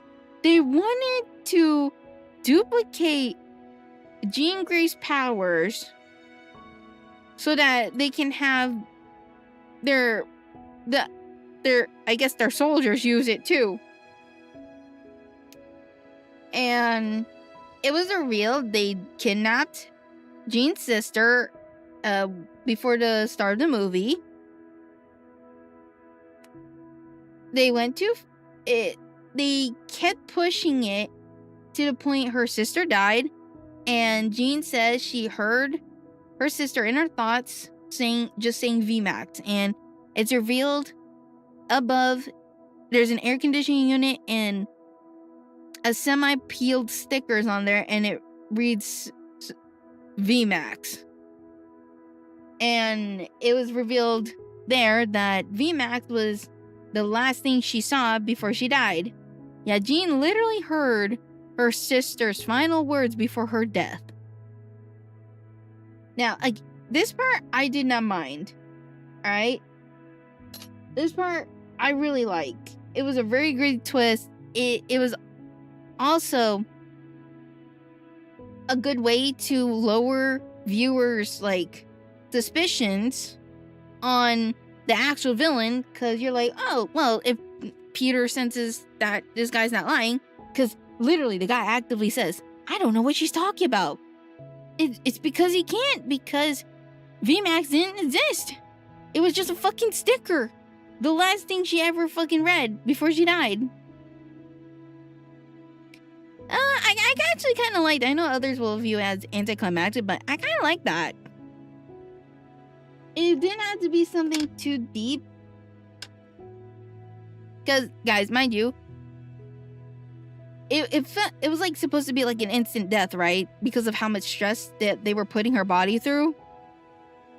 So, the mind does weird things. And if it's a slow death, you process a lot. If it's like instant, well, it's a twist, but kind of a weird one. Honestly, I did not mind this one. I did not mind this. I just got confused with how it feels like Jean got away with it. Like, she does so much shit that later, after Spider-Man takes a bullet that was meant for Jean, you know, because the Punisher was also in this movie, but I'm trying to keep out a good chunk because I don't want to spoil too much. I'm just highlighting the more important parts. But I feel like she got away with all the shit she did because, no, obviously, New York's gonna focus on and hoping that Spider-Man, survives, right? Because he got shot, he's heading bleeding heavily, and Jean does end up saving him. I still question how it works, but apparently this is how I figured.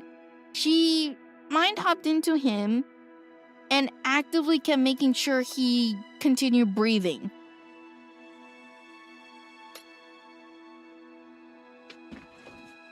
Yep, she made sure that while Peter was unconscious, she made sure that he was still breathing throughout the whole time.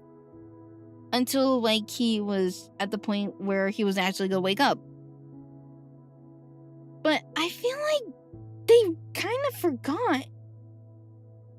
Obviously, damage control was gonna be charged for their own crime. Although because apparently they've been picking up other supervillains and trying to duplicate their powers, but it's like they just dropped it. You don't see anyone trying to hunt her down. While Peter's recovering, they just focus on hoping that he gets better, and that's it. Yeah, it feels a little... This is my problem with villains, that villain turned out to be the good guy kind of stories. As soon as it's revealed why, it feels like they get away from everything scot-free. And I really don't know what's gonna happen with Jean Grey's character. I really don't, because there's been no mention of mutants, at all. And there's a theory going around that someone's gonna find the inhibitor chip that Peter made, because he also made one for Jean. But he made one specifically for himself and made one that's universal. I feel like they're trying to set up where that bites him in the ass, but I'm like, mutants haven't even been introduced yet. I think they want to, they just don't know how, and they felt Spider-Man was the entry-friendly one, the more friendly movie to introduce them, but I'm like, we live in a world where superheroes, magicians are a thing, aliens, and now you're gonna shove in the existence of mutants?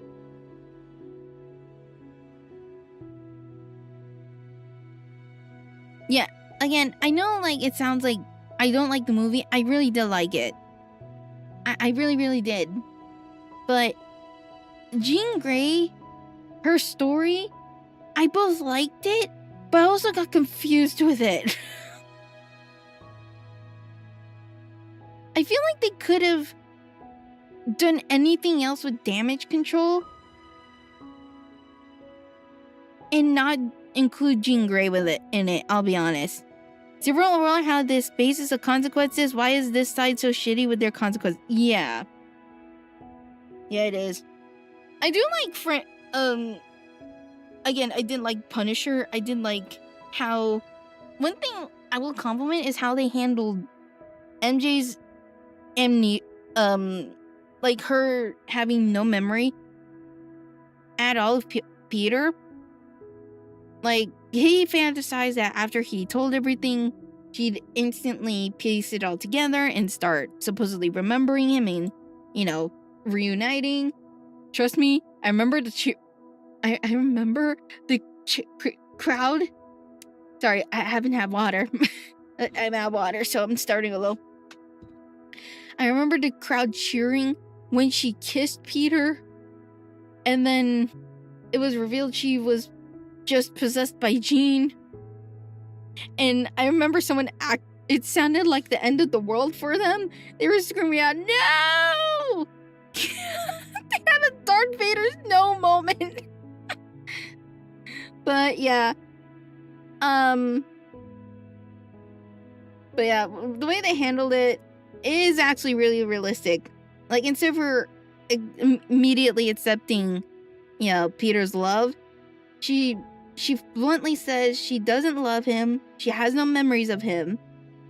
And everyone, including myself, we were all fucking devastated.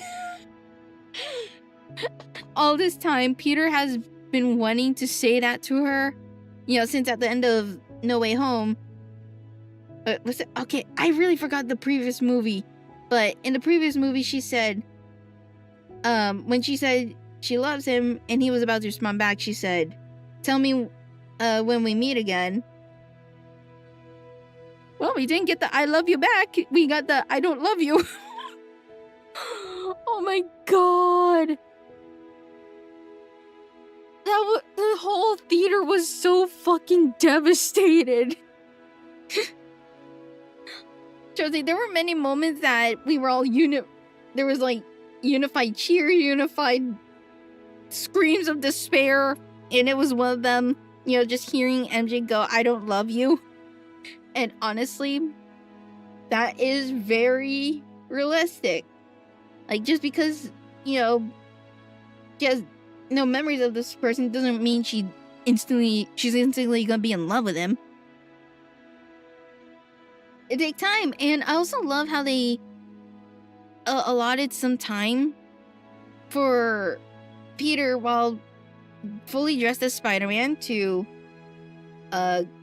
interact with Ned. And I loved how they hinted that some part does remember. I didn't even notice until like someone pointed out. MJ did draw a picture of a Spider-Man with Ned, hanging out, fucking around with Legos, just having a fun-ass conversation, about how Peter's powers works. And she draws just Ned, and then there is Peter unmasked with his homecoming suit. I didn't even notice it was his homecoming suit. I thought it was just him unmasked, but when I looked closer, I didn't. Yeah, that was his suit from Homecoming. And I love that despite only knowing his face for like few minutes to like an hour or so, she memorized his face good enough to instantly draw his portrait. Mind you, guys, she's mostly interacted with Peter as Spider-Man. That's why I wanted Spider-Man to die in Doomsday for Spell to break. I think, okay, this is my theory. Is because at the end, Peter as himself talks to Ned. He greets himself and introduces himself as Peter. Mind you, in the beginning of the movie, he introduced himself as a weird ass name. I forgot what it was. But they started doing the handshake that they always do. And Ned's just confused until at first he repeats the name, Peter, because, Peter introduced himself as Peter Parker. And then with a smile, he says the name again.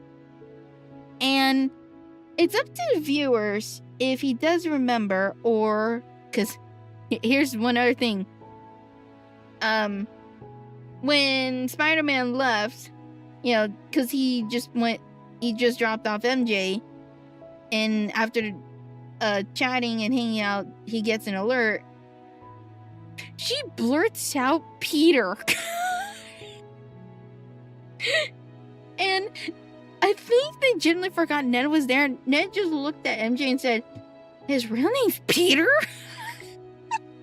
So people are theorizing it's either Jean somehow recovered their memories, or it was just muscle memory on Ned's part, and now he connected that Peter is Spider-Man. I like that they left it open-ended if they generally started remembering it, and if it's Jean that helped, because she is able to do things with memories. Or the spell wasn't as powerful as they thought. Yeah. And most likely, but it's just other theories. For me, what I feel like, which would be, because remember, they teased that Ned is a magic user, but he's not trained, right? I have a working theory that the reason he becomes Hobgoblin is because he becomes obsessed with restoring everyone's memories of Peter. Him as well, because, you know, he doesn't have the full memories, but just like how he was obsessed with tracking Spider-Man, you know, every location, you know, trying to figure out who he was. And he claims he's not trying to figure out who Spider-Man, you know, just for the expose, but because he, you know, just to look out for him. I wonder why. But I feel like that would be the reason he becomes Hobgoblin. Like, he tries to do a spell, goes horribly wrong, and it goes down from there.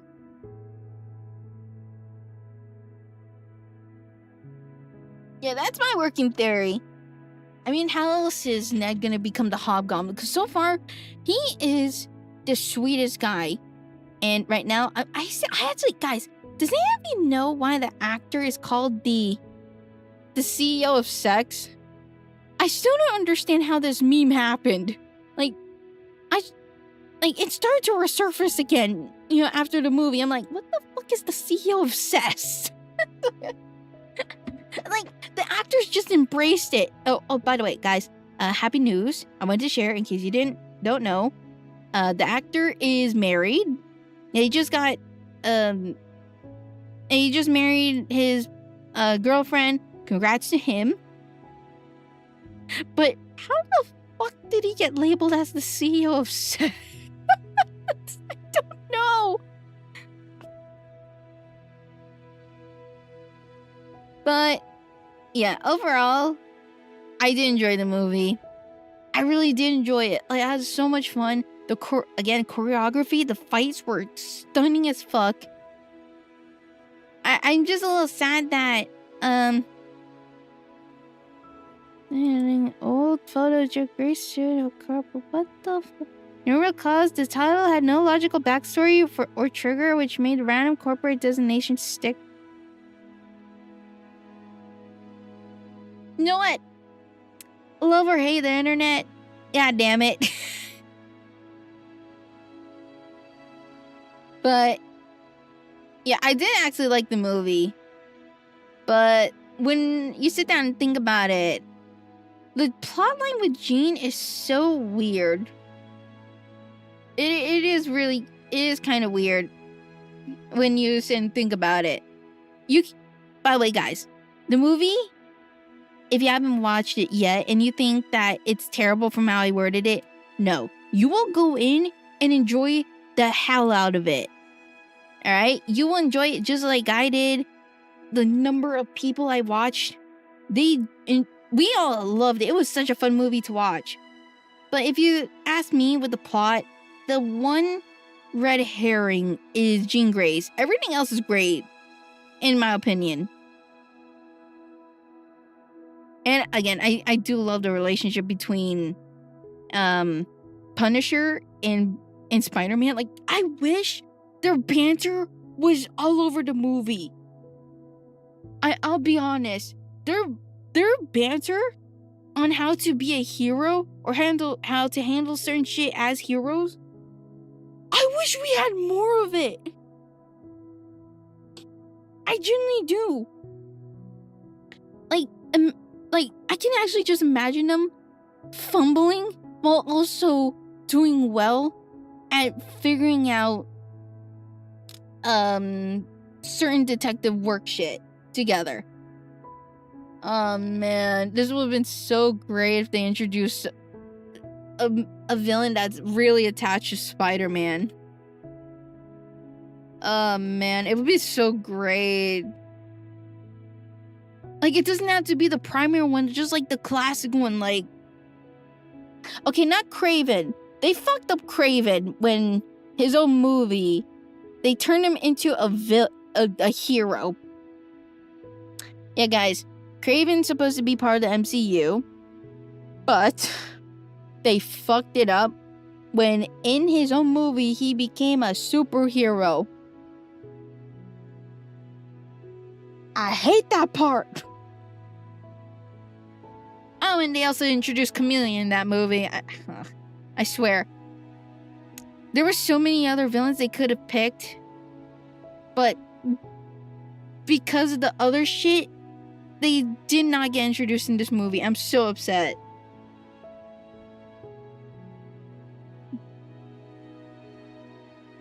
I didn't wait, hold on. Initial show.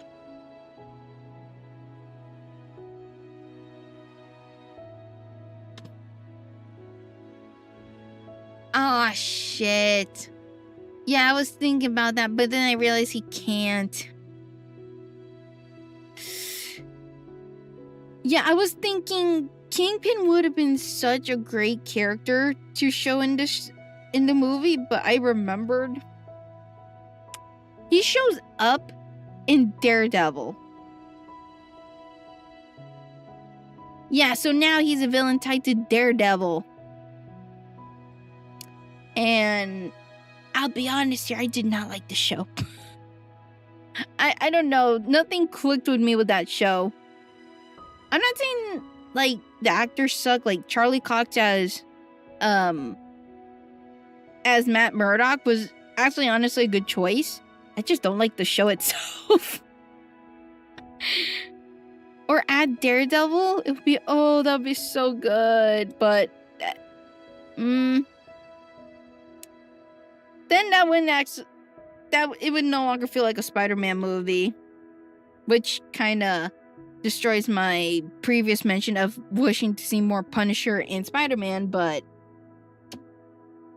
man, there are so many other villains that they could have appeared, but they had Jean Grey act as the substitute villain before the actual villain reveal.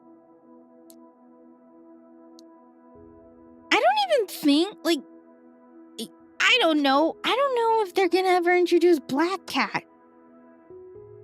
I don't know. Like, they shoved in Scorpion. He doesn't really do shit. There was this other villain that popped up, but I don't even remember who he is. They could have had Hammerhead. Or, I don't know, focus on Tombstone. Nope.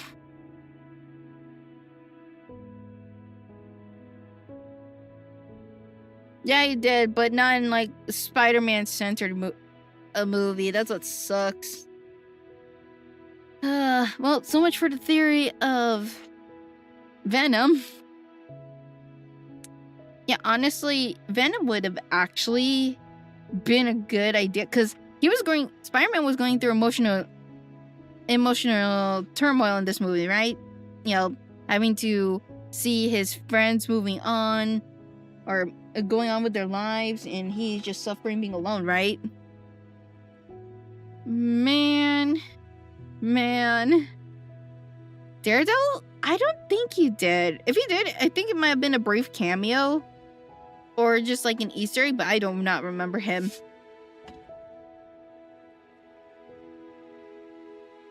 What other villains? Yeah.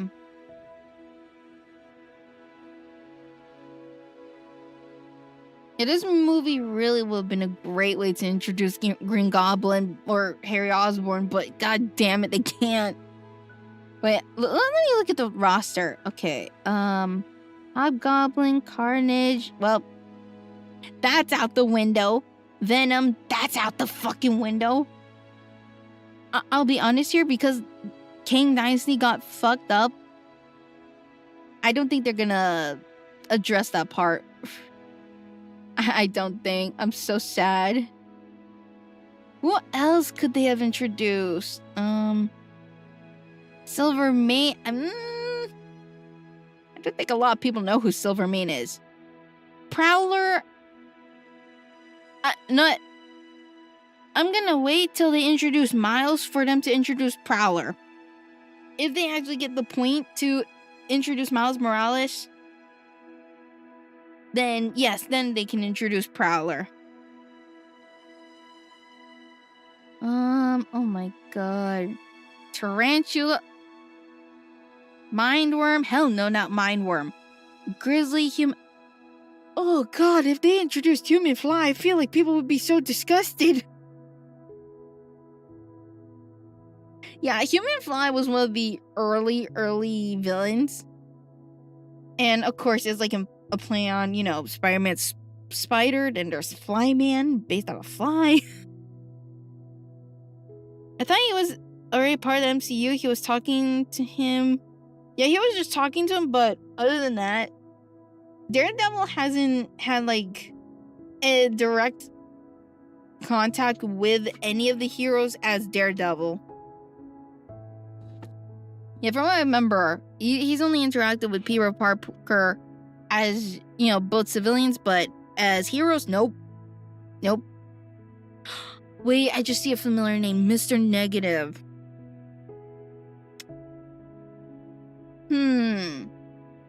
Actually, you know, considering the mind control shit, I feel like if you swapped Jean with Mr. Negative, that would have been a lot more interesting. Actually, yeah, I think Mr. Negative would have been a better choice than Jean Grey. Because, okay, swap the roles, but maintain the sympathetic part. But instead of, like, Mr. Negative wanting to repent, he still wants to kill the people that caused all the pain and suffering. Oh wait, no, I think that would just copy the game. Hi, Grim. Actually, now that you mention that, I think that would just copy the game.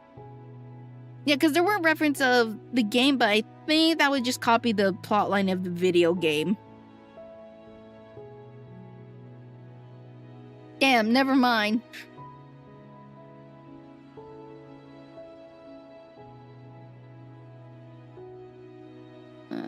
Nolan. Yeah, I'm looking at the... Oh, shit, chat. I just realized. Chat, I just realized. I don't know how they are supposed to introduce Mr. Negative. Because Feast has always been, like, a thing tied to... tied to Martin. You know, when May was alive, she's dead. And the only reason Peter knows about the Feast Project, which was Martin's, was because his aunt volunteers. I mean, you could have it where he does volunteer to it, but...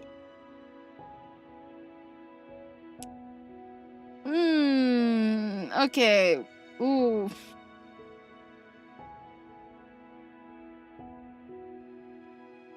Okay, yeah, that's... Pretty sure Mr. Negative of the game just went to control the webs. Actually, what I wanted to do in the game was... hold on. Because Norman Osborn was running for mayor, and he was trying to, as much as possible, make it look bad for him. He wanted to ruin any chances for Norman to be mayor. But, well, also trying to destroy the city. Yeah, I guess they will. I mean, the only possible thing I can see is Martin Oh, yeah, no, they can't. It's so hard because they decided to do Brand New Day. Yeah, that is gonna be so hard. I mean, I guess they could just have Peter stumble upon it, and he sees pictures of his aunt. Yeah, I think that could work it out like that, where he stumbles upon Feast, decides to volunteer, and just happens to see old photos of his Aunt May in it. Maybe. Maybe. But yeah, my main problem with the movie remains with Jean Grey and her introduction. And this is gonna be bad, because if they're trying to introduce X-Men, how the fuck are they gonna address her doing that? Like, we all know she has killed people, but that's when her powers were out of control. Or when she was a phoenix. I have no idea how they're gonna introduce X-Men or mutants. Because it's also gonna be weird, because Avengers and the X-Men has always been like separate. The fact they're trying to introduce mutants through we could still call Spider-Man an Avenger. An Avengers movie, it's gonna be confusing. Like, the plot lines of both have always been separate. Like, Avengers and X-Men, they've always been separate. They intersected from time to time, but they always remain separate because it's their own thing and it's gonna be confusing. And they're gonna call people hypocrites because we've had superheroes and yet they don't like mutants, so...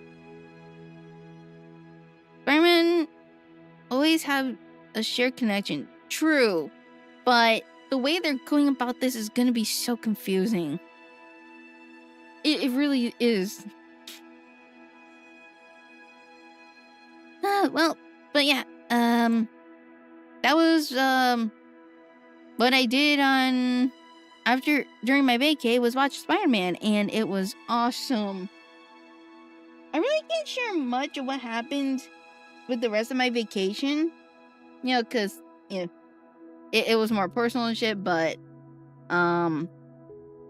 yeah, in watching Spider-Man was one of the highlights of my vacay because it was with my other family members, and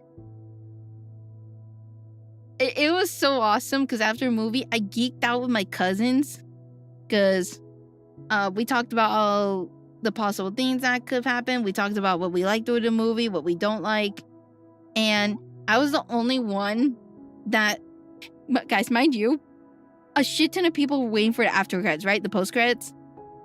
As soon as it revealed that Peter is gonna be in space, yeah, Spider-Man, I was the only one that said, "Oh, fuck no!"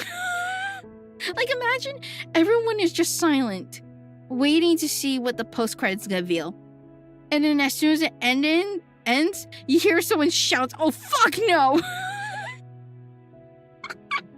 That was me! And after we walked out, my cousins asked me why I was so upset. I'm like, it's because of fucking Doomsday. I wanted to skip that movie.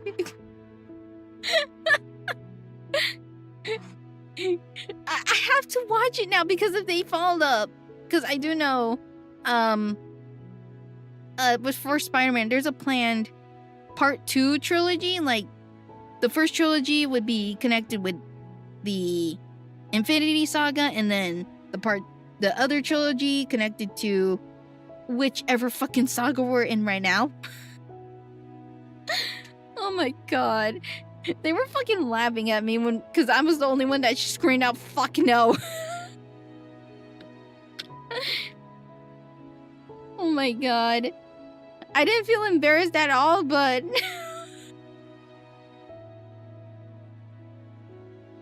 Jesus Christ. I don't know how I feel, guys. So, yeah. Remember that spider tracker I mentioned that Ned makes? I actually don't know how it works. It never really is explained how his tracking works. Because it feels like as if he put like a tracker on Spider-Man somehow. When it's meant to be just something that collects information and computes where he is. So how the fuck did they learn he's in space? But yeah, overall, it was a very enjoyable movie to watch, and I do recommend it. Do you have to watch anything else? Aside from whatever's within this weird ass fucking new saga, I don't think you really have to. Oh, wait. I wanted to forget her. Okay, so guys, I didn't think it was gonna be a thing, but we have a new Black Widow. It's the sister that was shown in the Black Widow movie. And you also need to watch Thunderbolt.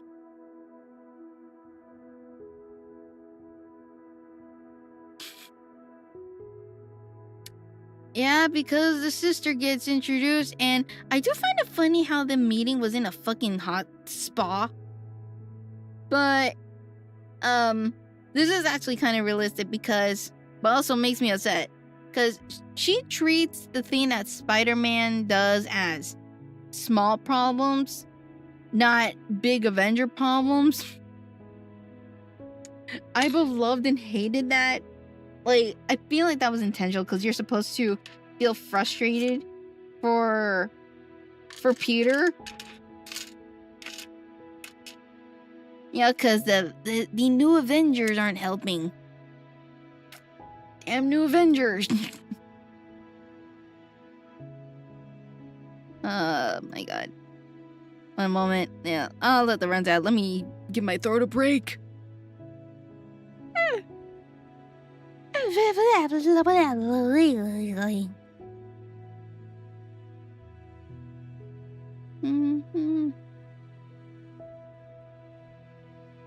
I think the fucking BGM's actually making me sleepy. For those on YouTube, oh my god, I'm so sorry. Yeah, I don't really read YouTube chat because there's always a huge ass delay, so whatever's mentioned there, sorry.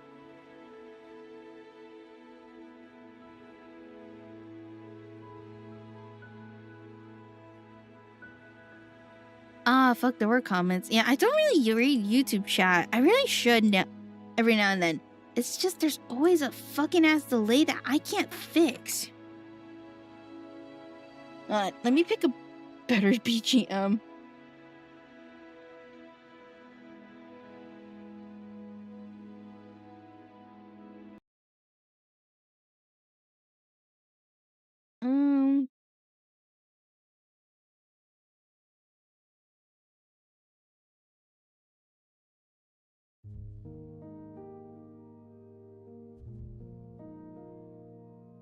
There you go.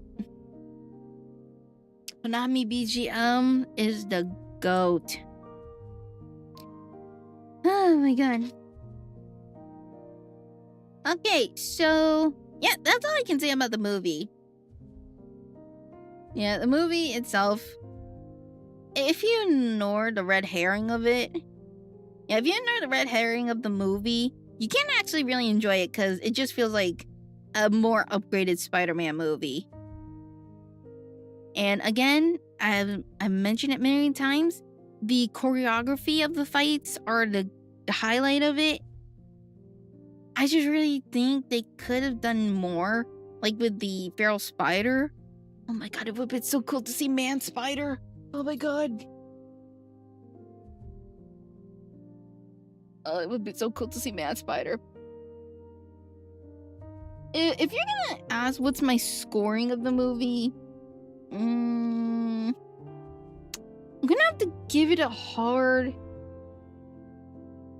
7.5 or 8 out of 10. It's one of the better Spider-Man movies because of the execution and everything, and it's also the emotions. But in terms of villains, like the setup for it, I think I'm gonna remain mixed. Yeah, I'm gonna remain mixed on that part. It's up to you, though, genuinely, if you like it or not, because at least, if you're a huge X-Men fan, at least this is a good sign that MCU's version of X-Men's gonna pop up, not like multiversal bullshit.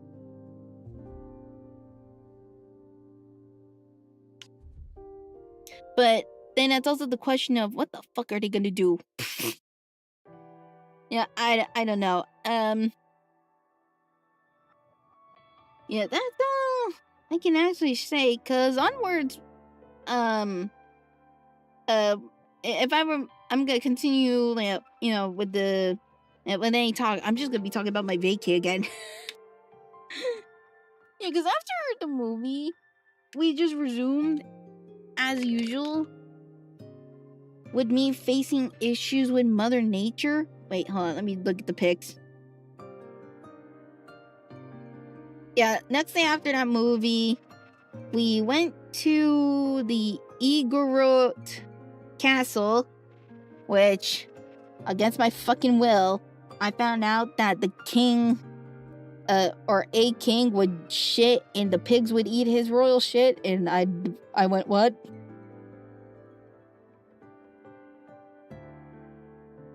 Yeah, but after that trip, or that part of the trip, yeah, sadly we had to cut it short because of stupid rain. Yeah, you guys know originally on my final day in Bagiuo, we were actually supposed to go archery. But because of the rain, it ruined that. I think the only favor the rain during vacation did was have us watch the movie, because we actually did not know if we'd have time to watch Spider-Man. I guess in a way it saved us, but goddamn, it cut our trip by a lot. And what I mostly did is in the mornings, you know, before we went out and prayed to God it doesn't rain, is I would go hiking. Yeah, I did release 2 streams. I might have to I don't know if I'll archive them. Yeah, I'm still debating if I'm gonna archive them because they were just on YouTube. But yeah, I did go hiking in the mornings for excluding the last day, because I went to reserve my energy, but I would go hiking. But because of the stupid rain, there is this trail called Camp John Bathing Trail, which is just a hiking trail. I couldn't fully go through it because of the fact the rain made it so wet. Yeah, this is where my mistake. So I didn't bring hiking boots because I didn't think I need. I brought fancy ass shoes, and they're not built for muddy terrain. Muddy or rocky. Oh my god, chat. I wanted to go hiking. That I saw pictures when I looked up later that day on what the trail's supposed to look like. I wanted to keep going, but because of the fucking mud, I kept sliding, so I gave up halfway. Apparently the trail looks so stunning and I wish I went further, but I kept sliding. Yeah, because my part of the trail is going down. I'm still mad about that. But at least I got some steps in. Yeah. I really wish the stupid rain didn't happen, because I missed on a lot because of stupid rain. Yeah, I didn't get to... Oh, wait, I think I got to saw the botanical garden when I was younger. Yeah, when I was first here. Yeah, I think I did now that I think about it. Yeah, but my memories of the first time I was in Bagiuo is gone. Or not gone, but a little less. Ah, man. What time is it? Oh, well, chat. I do have to wrap up for today. Yeah, sorry. I still need to get some rest, because tomorrow I'll be playing Woo-ah. Woo-ah. Yeah, I'll make the schedule. I'll be playing Woo-ah, and the next day I'm gonna be playing Hades, or not Hades. Mecha Chameleon. I'm gonna try. Reason I'm playing it solo is gonna be like a practice session on myself, cause I wasn't able to hop into any collabs. I'm still crying on the inside.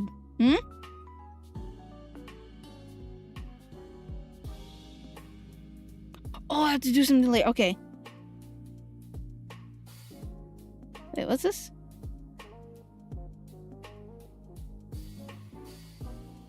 Who the fuck is this?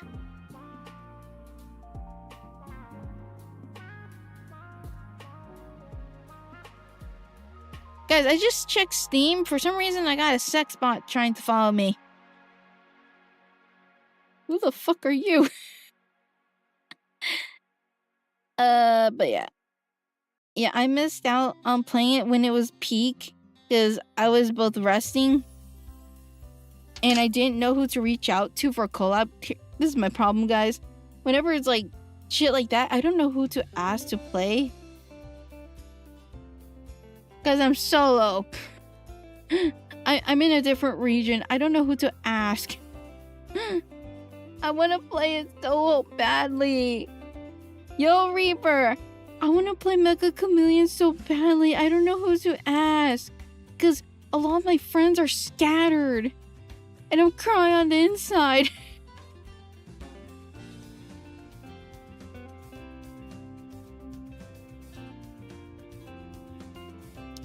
Yeah, I really want to play. So, what I'm going to do is play it solo. And then figure out from there who I can ask to collab with me. Or just offline session. I really want to fucking play it. It looks so fun. Thank you for the head. I hate this head pad, I swear to God.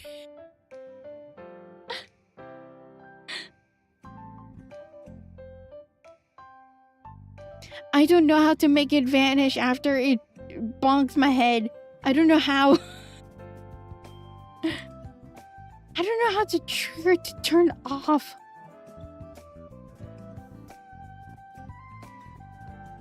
Make a shorter fear. I don't know how to make it return. I don't like it. Like every time someone head pats me, it's like, it works. Bonk. Love your model design. Looks amazing. Thank you. Thank you so much. Guys, I'm so sorry I sound tired. Guys, I haven't streamed in quite a bit. And streaming at night hurts my throat for some reason. But let me see, what time is it? Yeah, I don't think I'll raid anyone. But thank you so much for chatting with me, catching up. I didn't know that you're Filipino. Hi, Haru. I'm finally having time to look at YouTube chat. Yeah, I'm Filipino. Well, I'm American. But Filipino by blood. Mostly by blood. Yeah, I guess in a way you can say I'm a mutt. I guess you could say I'm a mutt. Oh my god. Hold on.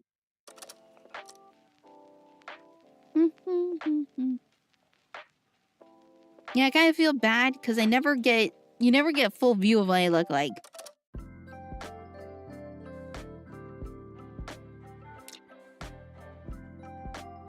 Sometimes I just look at myself, I feel like I could be a superhero or a supervillain. Guys, what do you think? Would I make a good superhero or a terrible supervillain? Why not both? That's just straight up Black Cat.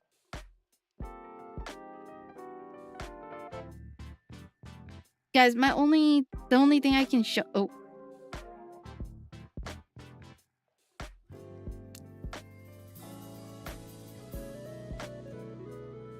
Oh, I just realized. Vinion, fix it. Yeah, because I've been having problem with this step thing. It was so fucking annoying. It didn't feel like my feet were planted. I was wondering how come my body wasn't moving a lot. Oh, they fixed it. Oh, thank fuck.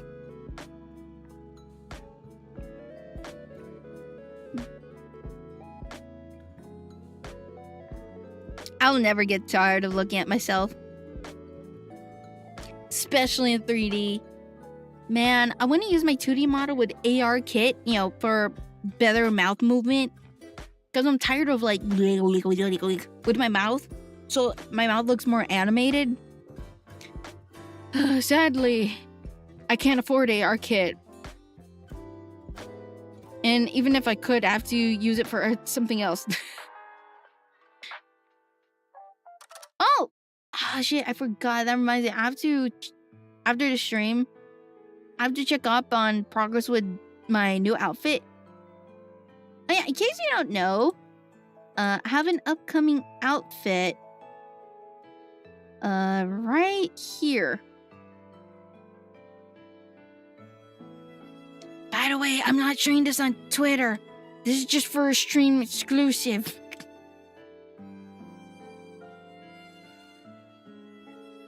This will be me soon. Soon. But in 3D.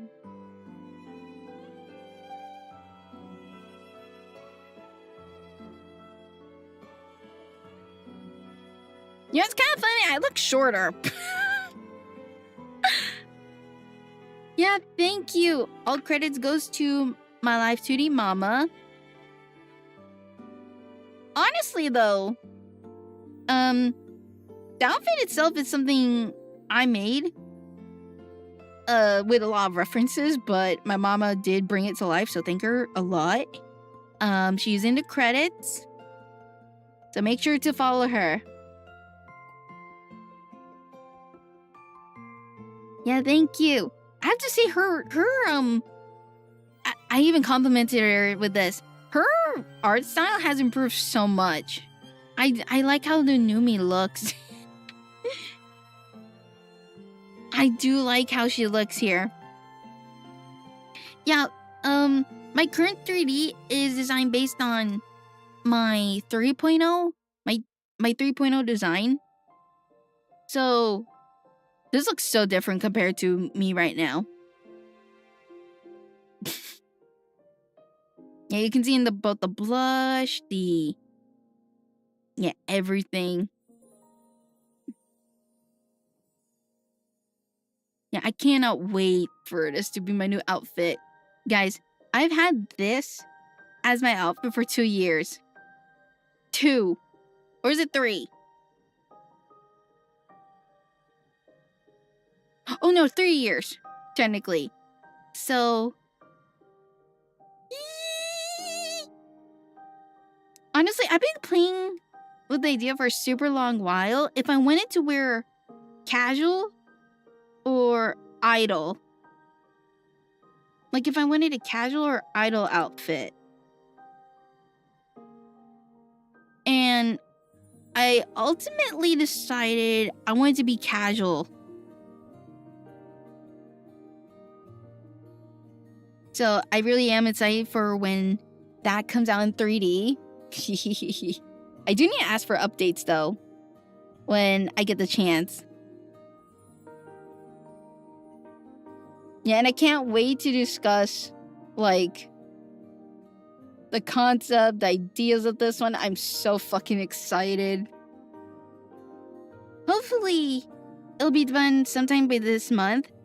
And, you know, during the time when I drop this, I am planning to drop, a drama CD. I'm still deciding if I'll release that for free, like on YouTube. Like, just have it as a video, or I have you guys download it for free. I have to highlight the for free part on Coffee, because I've been trying to initiate doing voice acting shit. I just haven't figured out how. And I feel like this new me might be a good start for it. So yeah, I hope you guys will enjoy the hell out of this new outfit. A lot of thought went into it when I was trying to figure out what I want to look like in my next appearance. Yeah, but this me, I'm not benching this. No. I'm not benching this. This will always be my #1 main appearance. But it would be nice to have a new outfit. So I can swap from being in my... Wait, what's my talk from my hood? Yeah, I can swap out from being my sweaty thief outfit to more casual. And I'll let it be up to you guys if you think my hair is extensions, a wig. Okay, not wig. I'm not bald. Yet. But yeah, I'm gonna end it here. Because I'll be waking up in the morning. I'll see you guys tomorrow morning. for Woowa, hopefully. Yeah, because it depends. It's either going to be tomorrow or Thursday. Yeah, because if it's Thursday, that means tomorrow will be Hades too. Well, I'll decide. Anyways, I'll see you guys tomorrow. I'm gonna set up a waiting room on YouTube. I'm still trying to get the hang of what's this editing program called? I haven't installed it. I've been using it on my laptop.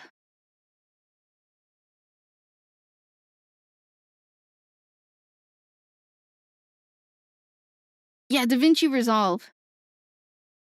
Yeah, I've been trying to figure out how it works, and so far on my laptop it runs smoothly. I'm just still not familiar with it. So yeah, I'll see you guys. I'll give you updates.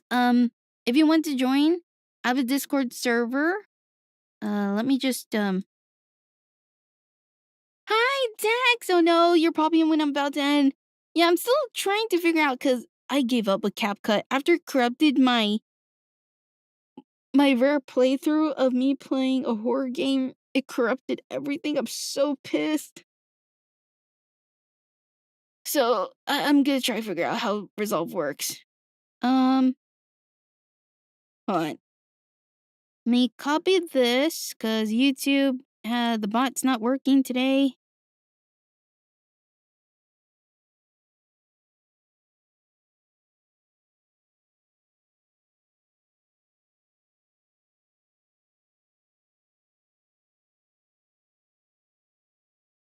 All right, there you go, guys. If you guys want to join, I'll be teasing more shit in my server, in the morning. But yeah, I'm super excited for me to enter this stage. I'm finally getting a new outfit. Hopefully, I get a chance to save for mocap. That shit's expensive. But I did find a cheap alternative. I just don't know if my space would let me have this. Someone, a friend of mine suggested I hire someone for the mocap shit on Fiverr, and I don't want to touch Fiverr. Guys, there's so much fucking AI on that shit. Anyways, yeah, I'm hopping off now. I'll see you guys tomorrow morning for either Hades or Wua. Depends on the waiting room I set up. Bye. Bye. I'm so tired.